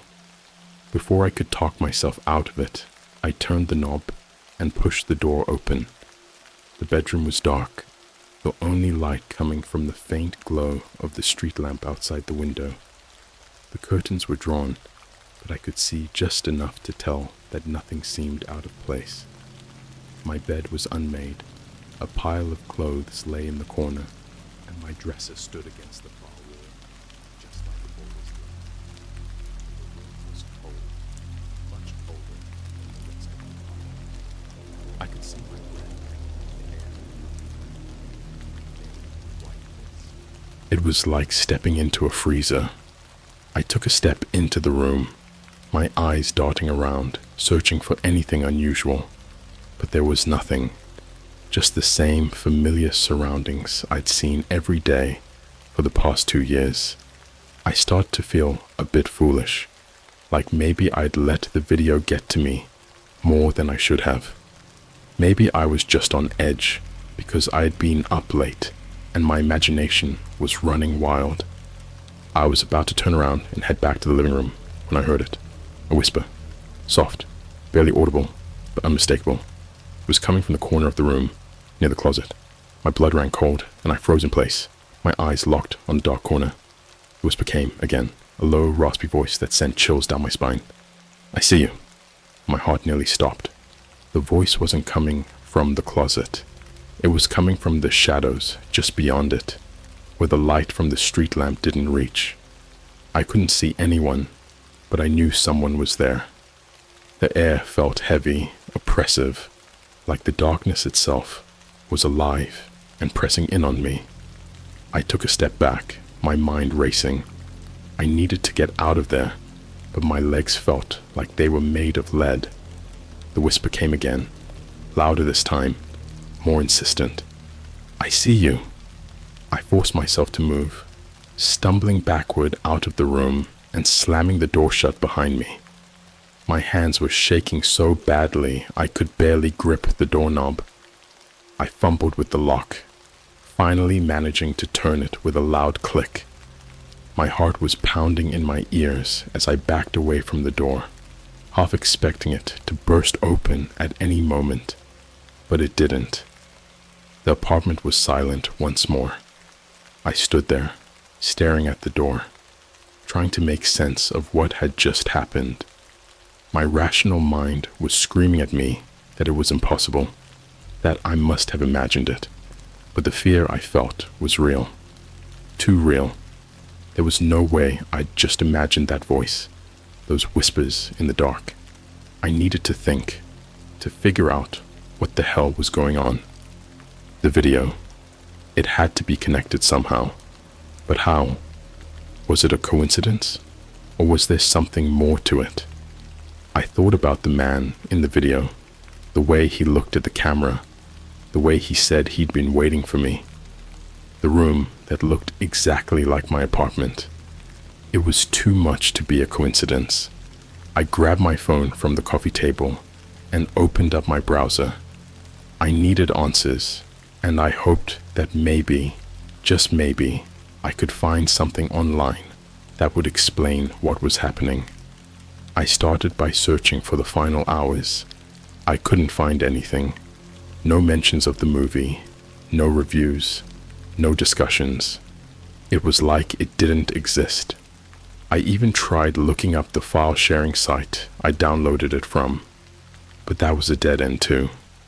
The site had vanished, as if it had never been there in the first place. Panic was starting to set in. I was alone, with no idea what was happening or what to do next. But then I remembered the thread where I'd found the link to the movie. Maybe there was something there I'd missed, some clue that would help me make sense of this nightmare. I reopened the Tor browser and navigated back to the forum. My heart sank when I saw that the thread was gone, completely deleted, like it had never existed. But just as I was about to give up, I noticed something strange. A new message had appeared in my inbox on the forum from the same user who had posted the original thread. The subject line was simple: "Watch closely." My hands trembled as I clicked on the message. There was no text, just a single link to another video file. My gut told me not to click it, to shut down the computer and throw it out the window if I had to. But I needed answers. I needed to know what the hell was going on. So against my better judgment, I clicked the link. The download was instant, almost as if the file had been waiting for me. I opened it, expecting more grainy footage of the same room, the same man, but this time, the video was different. It was me. I was sitting in my living room, just as I had been earlier that night, watching the first video. The camera angle was slightly off, like it had been filmed from just behind my couch, where no camera should have been. But there I was, staring intently at the screen, completely oblivious to the fact that I was being watched. I watched in horror as the video played out in real time, showing everything I had done. The camera zoomed in on my face, capturing every expression, every flicker of fear in my eyes. And then the camera panned slowly to the right, toward the hallway leading to my bedroom. The screen went black for a moment, and when the video returned, the camera was in my bedroom, focused on the closet. The same closet where I'd heard that voice, those whispers. The door creaked open, and the camera moved inside, into the darkness. I could hear my own breathing, heavy and ragged, as the camera turned to face the back of the closet. At first, there was nothing, just the same empty space where I kept my clothes. But then, slowly, something began to emerge from the shadows. A figure, impossibly thin and tall, its limbs bending at unnatural angles, like a marionette with its strings cut. It stepped out of the closet, its movements jerky and unnatural, like it wasn't used to moving in the light. The figure was wearing the same clothes as the man in the first video, but its face, it was my face, twisted, distorted, like a grotesque mask of myself. Its hollow eyes locked onto the camera, and it whispered in that same raspy voice, "I see you." The screen went black again, and for a moment I thought the video was over. But then a new image appeared. It was my bedroom, exactly as it was right now, with the door closed and the light off. And there, standing in the corner, just out of the reach of the street lamp's glow, was the figure. My heart stopped. The figure wasn't in the video anymore. It was in my room. The realization hit me like a ton of bricks. The video wasn't showing what had happened. It was showing what was happening right now. I dropped my phone and it clattered to the floor as I bolted for the front door. I didn't care about anything else, just getting out, away from whatever was in my apartment. My fingers fumbled with the lock, panic making them clumsy. I could feel it, that presence, getting closer, the air growing colder by the second. Finally, I got the door open and stumbled out into the hallway, slamming it behind me. I didn't stop to think. I just ran, down the stairs, out of the building, and into the night. I didn't look back, didn't care who saw me or where I was going. I just needed to get as far away from that apartment as possible. As I ran, I could still hear that whisper echoing in my mind, chilling me to the bone. "I see you." I didn't stop running until I was blocks away from my apartment, my lungs burning and my legs trembling beneath me. The street was empty, just a long stretch of pavement, illuminated by flickering streetlights. I leaned against a lamppost, gasping for air, trying to calm the panic that had taken hold of me. But no matter how hard I tried, I couldn't shake the feeling that something was still watching me. I glanced over my shoulder, half expecting to see that twisted figure lurking in the shadows, but the street was empty, no sign of anyone or anything following me, just the eerie silence of the night. I tried to tell myself that I was safe now, that whatever was in my apartment couldn't reach me here, but deep down, I knew that wasn't true. I needed to figure out what was going on, but my mind was a mess, racing with fear and confusion. I couldn't go back to my apartment. There was no way in hell I was stepping foot in there again. But I couldn't just stand out here in the middle of the street either. I needed to find somewhere safe, somewhere I could think. I pulled out my phone, my hand still shaking, and dialed the only person I could think of who might be awake at this hour, my friend Jake. He was a night owl, always up late playing video games or watching movies. If anyone would understand what I was going through, it was him. The phone rang a few times before he picked up, his voice groggy and confused. "Dude, do you have any idea what time it is?" Jake mumbled, clearly annoyed. "Jake, I need your help," I blurted out, my voice trembling. Something's wrong. I don't know how to explain it, but I'm scared, man. Really scared." There was a pause on the other end of the line, and for a moment I thought he was going to blow me off, tell me I was being paranoid or that I needed to get some sleep. But then his tone changed, and he sounded more awake, more serious. "Where are you?" he asked. I quickly gave him my location, and he told me to stay put, that he'd be there in 10 minutes. I hung up the phone, feeling a small sense of relief. At least I wasn't alone in this anymore. Jake might not have all the answers, but at least he could help me make sense of what was happening. While I waited, I kept glancing around, my nerves on edge. Every flicker of movement in the corner of my eye made my heart skip a beat.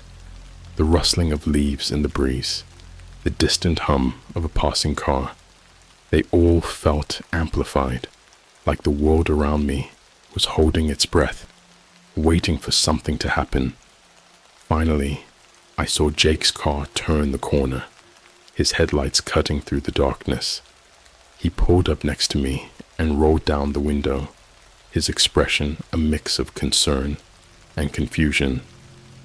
"You look like you've seen a ghost," he said, motioning for me to get in.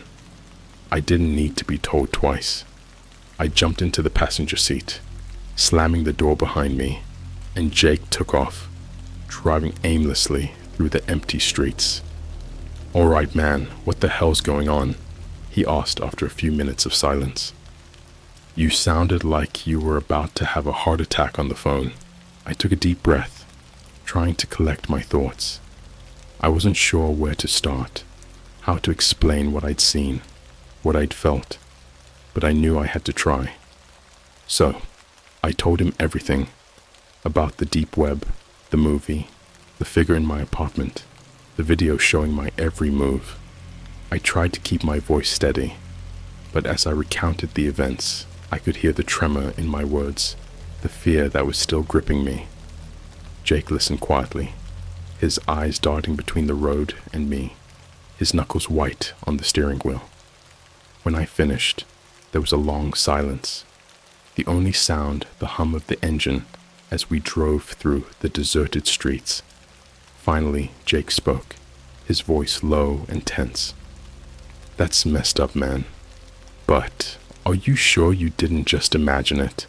I mean, the deep web is full of crazy shit. Maybe you just found some weird video that freaked you out, and your mind filled in the blanks." I wanted to believe him. I wanted to believe that it was all in my head, that I was just overreacting to some creepy video. But I knew what I saw. I knew what I heard. "It was real, Jake," I insisted. "I wasn't imagining it. That thing in the video, it's in my apartment. Or it was. I don't know what it is, but it's real. And it knows who I am. It knows where I live." Jake glanced at me, his brow furrowed. Okay. Let's just figure this out, all right? We need a plan. First things first, you're not going back to your place tonight. You can crash at my place. We'll figure out what to do in the morning." I nodded, grateful for his support. But even as he tried to reassure me, I could see the doubt in his eyes, the uncertainty. He didn't believe me, not fully, and that made it all the more terrifying, because if I was right, if this thing was real, then I was on my own.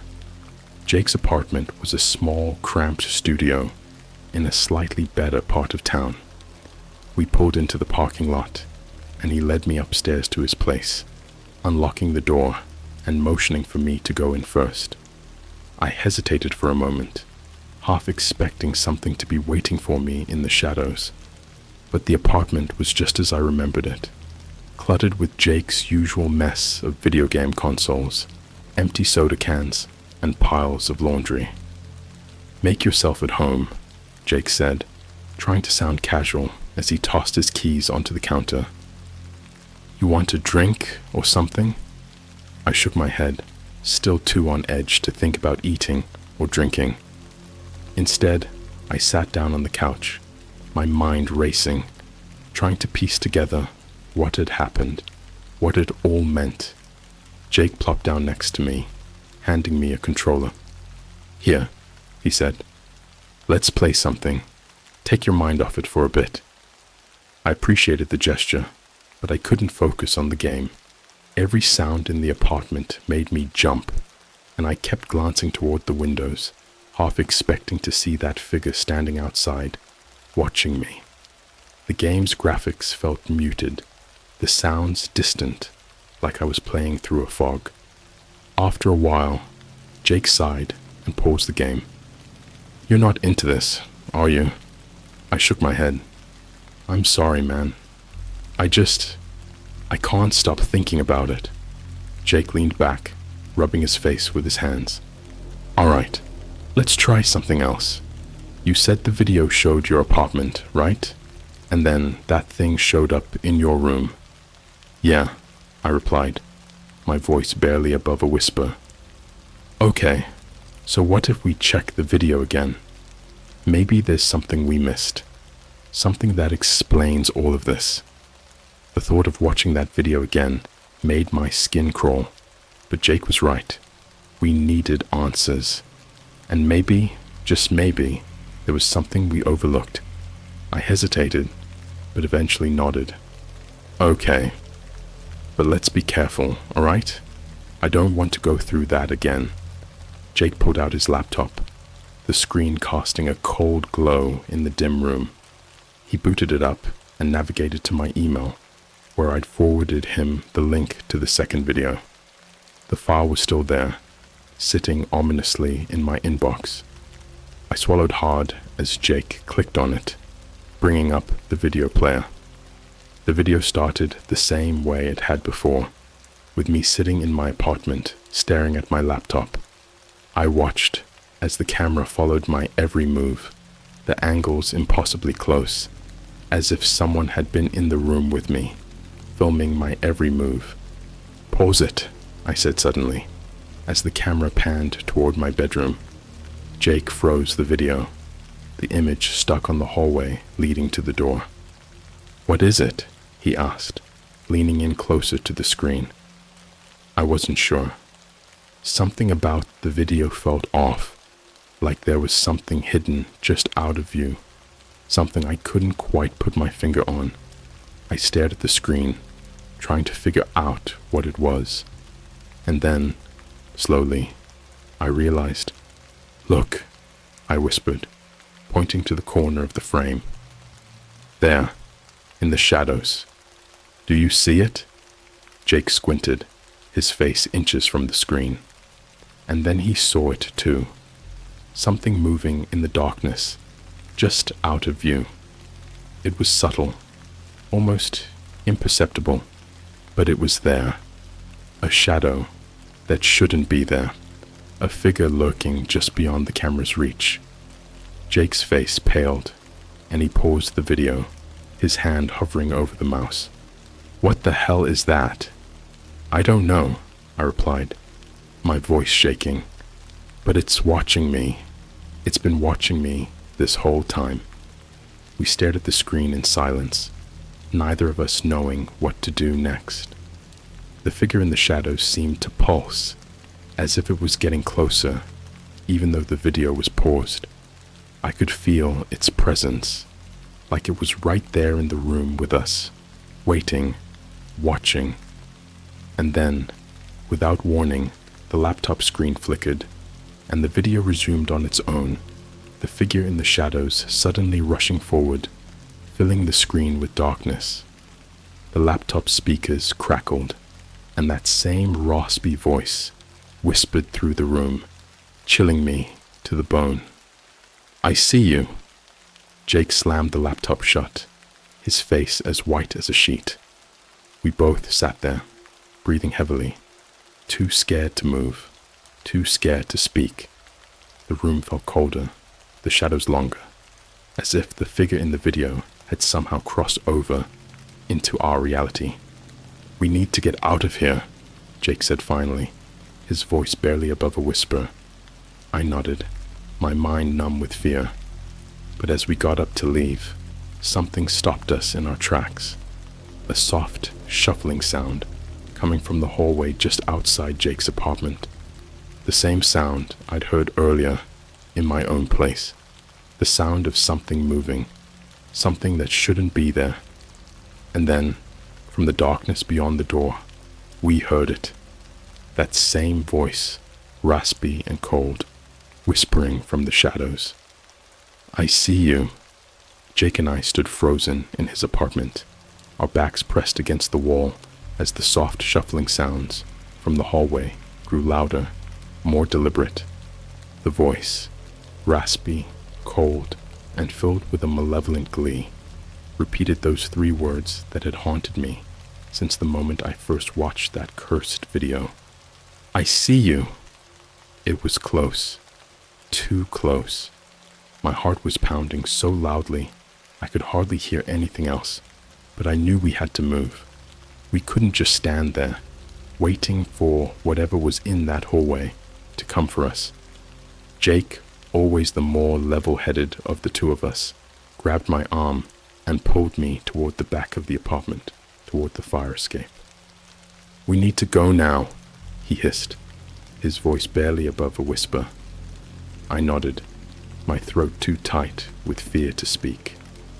We moved quickly and quietly, trying not to make a sound as we slipped through Jake's cluttered apartment. Every creak of the floorboards, every rustle of clothing seemed magnified in the oppressive silence. My eyes kept darting to the dark corners of the room, half expecting that twisted figure to appear out of nowhere. We reached the window at the back of the apartment that led to the fire escape. Jake fumbled with the lock, his hands trembled as he pushed the window open. The cold night air rushed in, a stark contrast to the suffocating atmosphere inside. I climbed through first, my heart racing as I glanced down at the alleyway below. It was a long drop, but the fire escape was sturdy enough. Jake followed, and we started down the metal stairs as quietly as we could. The steps groaned under our weight, and every sound felt like it echoed through the night. I kept looking up, expecting to see something. No, someone peering down at us from the window we'd just climbed out of. But there was nothing, just the empty darkness. We were halfway down the fire escape when we heard it again, that voice. "I see you." But this time, it wasn't coming from the hallway inside the apartment. It was coming from the alley below us. I stopped dead in my tracks, gripping the railing so hard my knuckles turned white. Jake did the same, his eyes wide with terror as we both stared down into the shadows below. I could barely make out anything in the dim light from the distant street lamps, but I could feel it. That same oppressive presence, that same feeling of being watched, only now it was directly beneath us.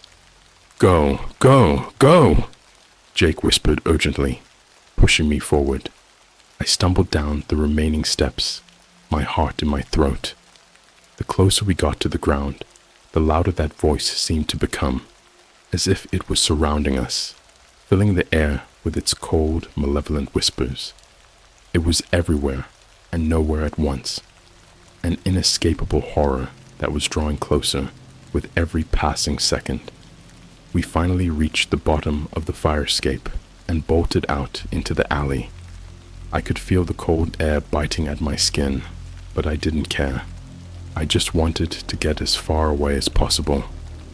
The alley was dark, with only a single flickering light overhead, casting long, distorted shadows on the brick walls.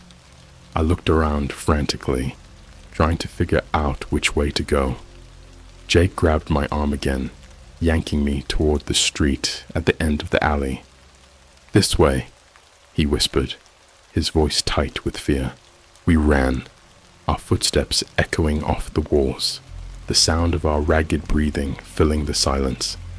But no matter how fast we moved, that presence, whatever it was, seemed to follow us, relentless, never more than a step behind. The voice kept whispering, taunting us, filling our minds with a cold dread that seeped into our bones. We burst out of the alley and onto the empty street, the streetlights casting eerie pools of light on the pavement. For a moment, I thought we might be safe, that maybe we'd manage to outrun whatever was chasing us. But then I saw it, out of the corner of my eye, just for a split second, a shadow, impossibly tall and thin, moving at the edge of the light, just beyond where we could see clearly. "I see you." I didn't dare look back. We kept running, my legs burning with the effort, my lungs screaming for air. Jake was right beside me, his face pale, his eyes wide with fear. We didn't say a word, didn't need to. We both knew that stopping wasn't an option. Stopping meant death, or something worse. We turned down another street, hoping to lose whatever was following us in the maze of the city.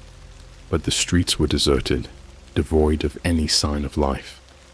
It was as if the entire world had gone silent, leaving only the two of us to face whatever nightmare had crawled out of the darkness. Jake suddenly veered toward a small, run-down convenience store on the corner. The lights were off, the windows dark, but the door was slightly ajar. Without thinking, we ducked inside, slamming the door shut behind us.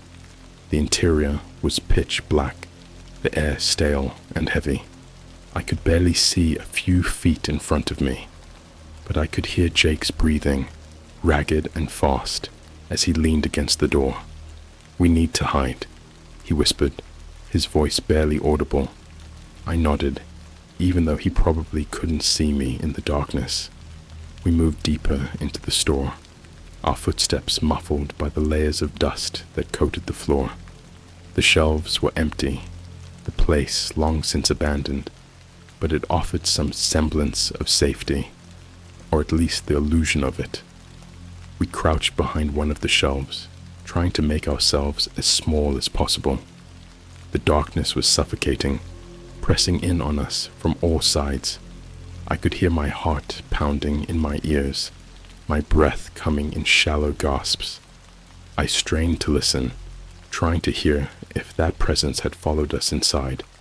But there was only silence, a deep, unnatural silence that made my skin crawl.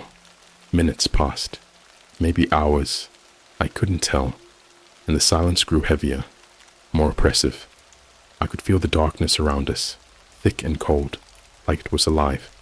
Jake was beside me, his body tense, his eyes wide with fear. We didn't speak, didn't move. We just sat there, waiting, listening, and then, from the far end of the store, I heard it, the unmistakable sound of footsteps, slow and deliberate, echoing through the empty space. My heart stopped, and I felt a cold sweat break out on my forehead. The footsteps were getting closer, moving down the aisle toward us, each step sending a jolt of fear through my body.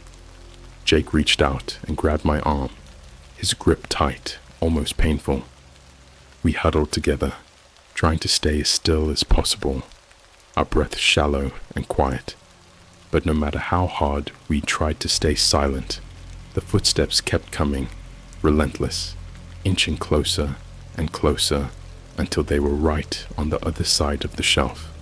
I could barely breathe, the fear so overwhelming that I felt like I might pass out. The footsteps stopped, just inches away from where we were hiding. I could feel the presence on the other side of the shelf, hear the faint rustle of fabric, the slight creak of the floorboards under its weight. Then, in the darkness, that voice came again, soft and mocking, like a whisper in my ear. "I see you." Jake's grip on my arm tightened, his body trembling with fear. I could hear his breathing, rapid and shallow, and I knew that if we stayed there any longer, we were done for. But there was nowhere to go, no way out. And then, just when I thought the darkness would swallow us whole, the footsteps started again, slow, deliberate, moving away from us, back toward the front of the store. I waited, hardly daring to breathe, until the sound faded into the distance, leaving us in silence once more. Jake looked at me, his eyes wide with terror. "We can't stay here," he whispered, his voice shaking. "It'll come back." I nodded, knowing he was right. We had to keep moving, had to find a way out of this nightmare. But as we stood up, preparing to make a run for it, something caught my eye. A glimmer of light, just for a split second, coming from the back of the store. Without thinking, I grabbed Jake's arm and pulled him toward it. We stumbled through the darkness, our footsteps echoing off the walls until we reached the source of the light. It was a door, slightly ajar, leading to the back alley. The cold night air was seeping in through the gap, and I could see a faint sliver of the outside world beyond. "This way," I whispered urgently, pushing the door open. We slipped through the door and out into the alley, the cold air hitting us like a slap in the face. The alley was narrow and dark, but it felt like freedom compared to the suffocating darkness inside the store. I could see the street at the end, just a few yards away, bathed in the eerie glow of the streetlights. We ran, not daring to look back, not daring to slow down. My lungs burned. My legs felt like they might give out at any moment, but I didn't care. All that mattered was getting away, putting as much distance between us and that thing as possible. We reached the street, our breaths coming in ragged gasps. I glanced around, searching for any sign of movement, any indication that we were still being followed. But the street was empty, the shadows still and silent. For a moment, I thought we might have escaped, that maybe, just maybe, we were safe. But then, from the shadows behind us, that voice came again, a whisper carried on the wind, chilling me to the bone. "I see you." It wasn't over. It would never be over. The voice echoed in my mind, reverberating off the empty streets as if the entire city had become a chamber for its whispers. Jake and I stood there, panting, sweat chilling on our skin in the cold night air. We were exhausted, terrified, and out of options. I looked at Jake, his eyes wide with fear, and knew he was thinking the same thing I was. No matter how far we ran, it would find us. It had found us. "We can't keep running," Jake muttered, his voice trembling. "It's playing with us, man. We've got to figure out what it wants." I nodded, trying to push through the fog of fear clouding my mind. Jake was right. Running had gotten us nowhere. We had to confront this thing, whatever it was, and figure out what the hell it wanted from us. But how? How do you confront something that isn't even human? Something that can appear out of nowhere. Something that knows every move you make.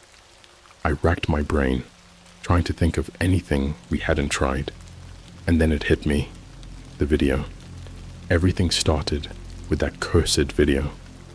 Maybe there was something in it, some clue we missed, some detail that would give us a way out. "We need to watch the video again," I said, my voice shaky. Jake looked at me like I was insane. "Are you out of your mind? That's what got us into this mess in the first place." "I know," I said, trying to sound more confident than I felt. "But there has to be something in there, something we didn't notice. If we don't figure this out, it's going to keep coming after us. We need to understand what it wants." Jake hesitated, clearly torn between his instinct to run and the grim realization that we had nowhere left to go. Finally, he nodded. "All right, but we need to be somewhere safe when we do it, somewhere it can't get to us." The only place that came to mind was the 24-hour diner a few blocks away.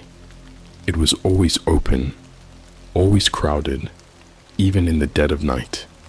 There'd be witnesses, people around. Maybe that would be enough to keep whatever was following us at bay, at least for a little while.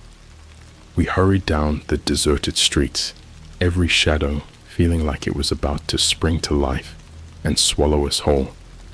The diner's neon sign was a beacon in the darkness, its warm light promising safety, however fleeting.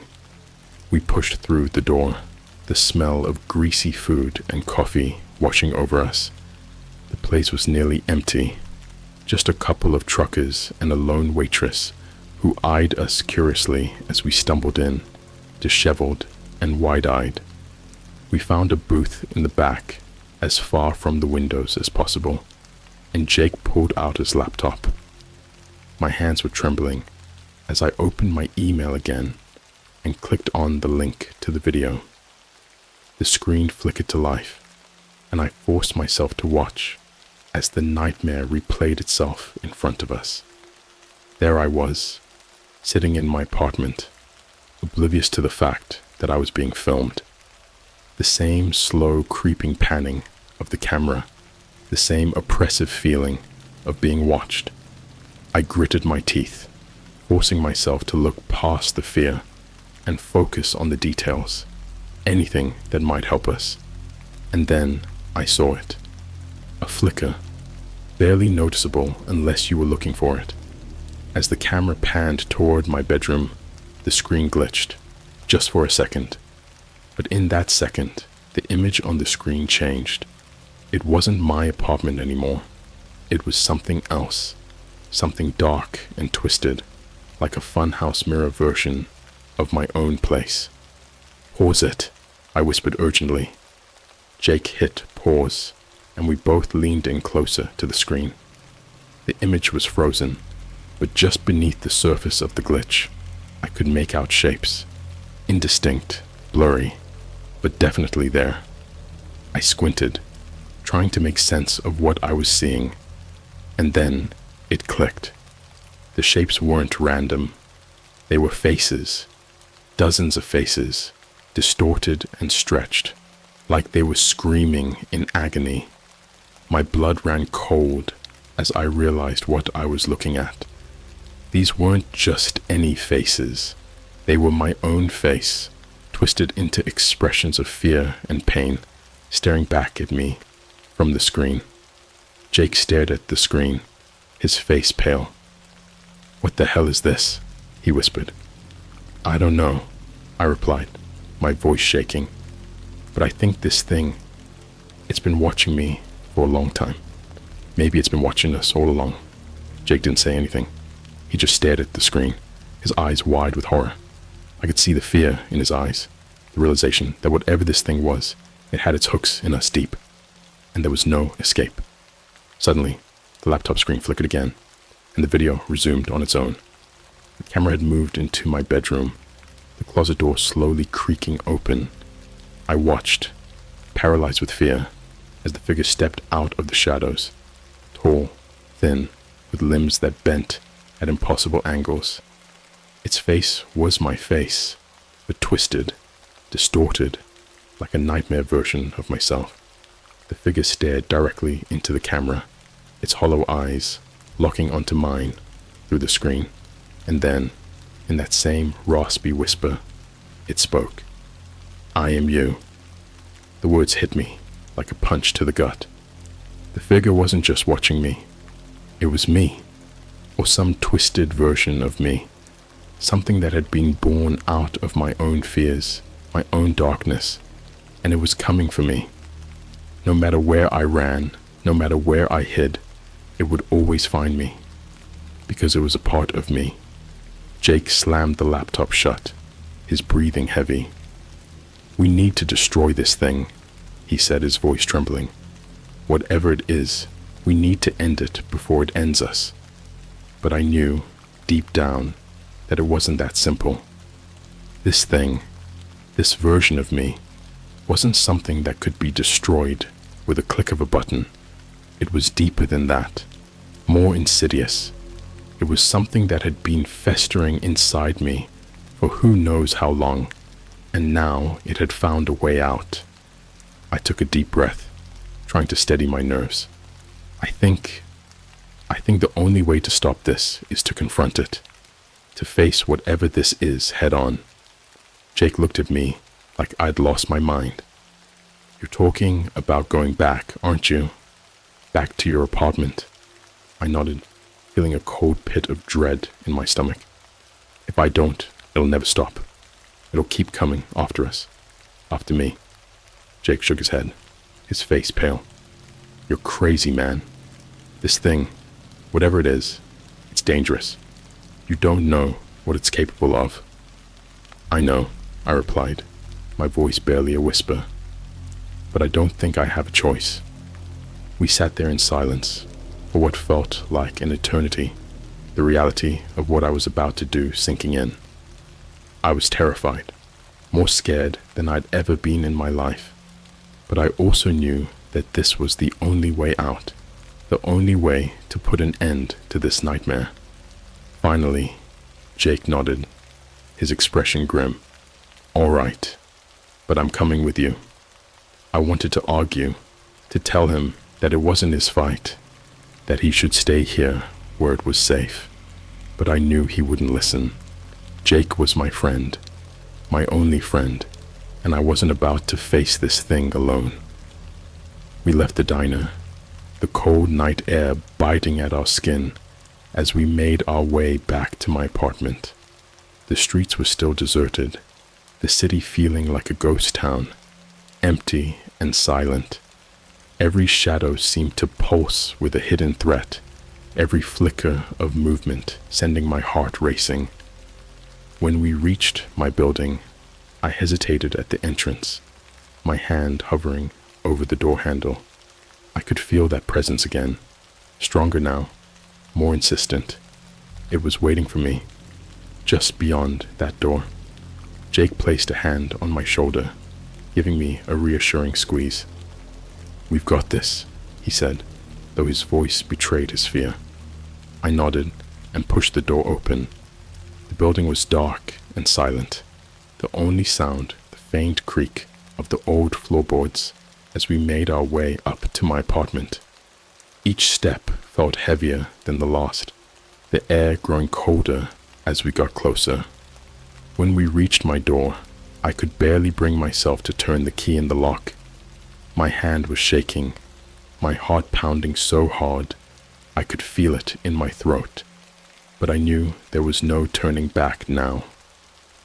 The door swung open with a low creak, revealing the familiar darkness of my apartment. I stepped inside, Jake right behind me, and the door closed with a final, ominous thud. The apartment was exactly as I'd left it, empty, cold, with the same oppressive silence hanging in the air. But now there was something else too, a presence stronger than before, filling the room with its dark energy.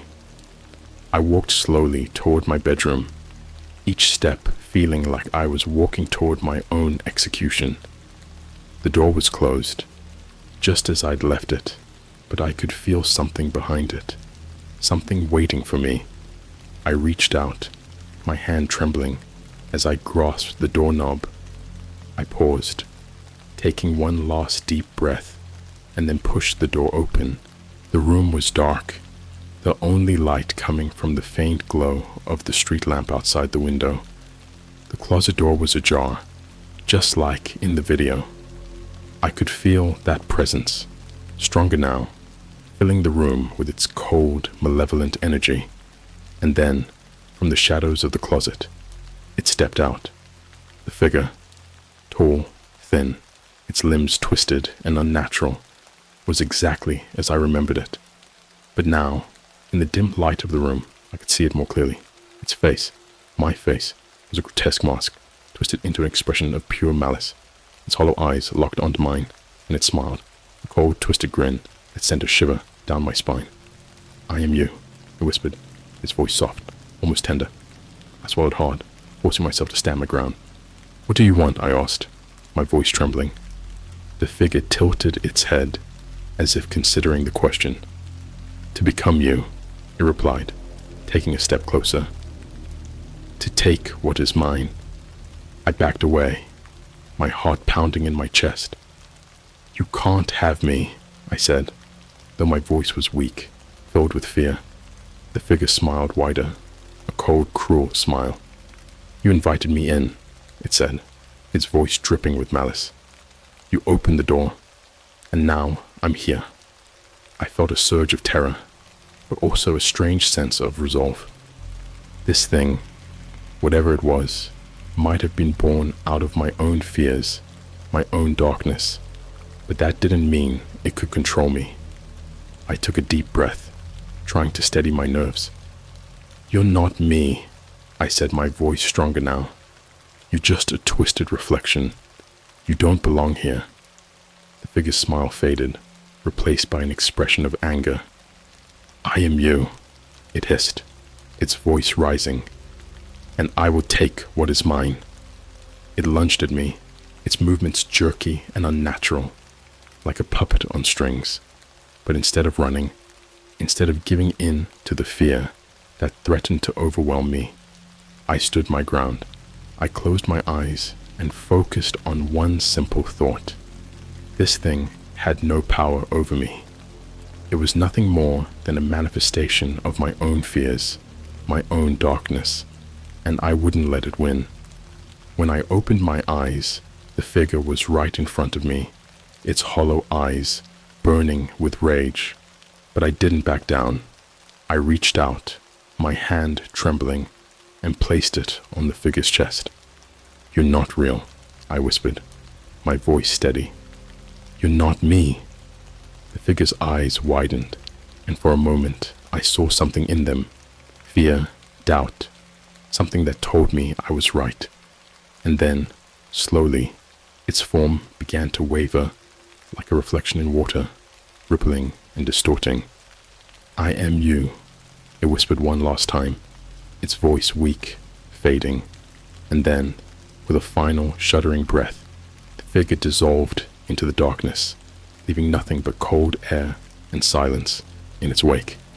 I stood there, staring at the empty space where it had been, my heart pounding in my chest. The room was still, the air no longer filled with that oppressive presence. It was over. The nightmare was finally over. Jake rushed into the room, his face pale, his eyes wide with concern. "Are you okay?" he asked, his voice trembling. I nodded, still trying to process what had just happened. "I think so," I replied, my voice barely above a whisper. We stood there in silence for a moment, the weight of what we'd just experienced hanging in the air. But as the seconds passed, the fear began to fade, replaced by a strange sense of calm. Whatever that thing had been, it was gone now, and I was still here. We left the apartment that night, locking the door behind us. I knew I couldn't stay there anymore, not after what had happened. But as we walked out into the night, the cold air filling my lungs, I felt a strange sense of peace. I didn't know what the future held, or if that thing would ever return, But for now, at least, I was free, and that was enough.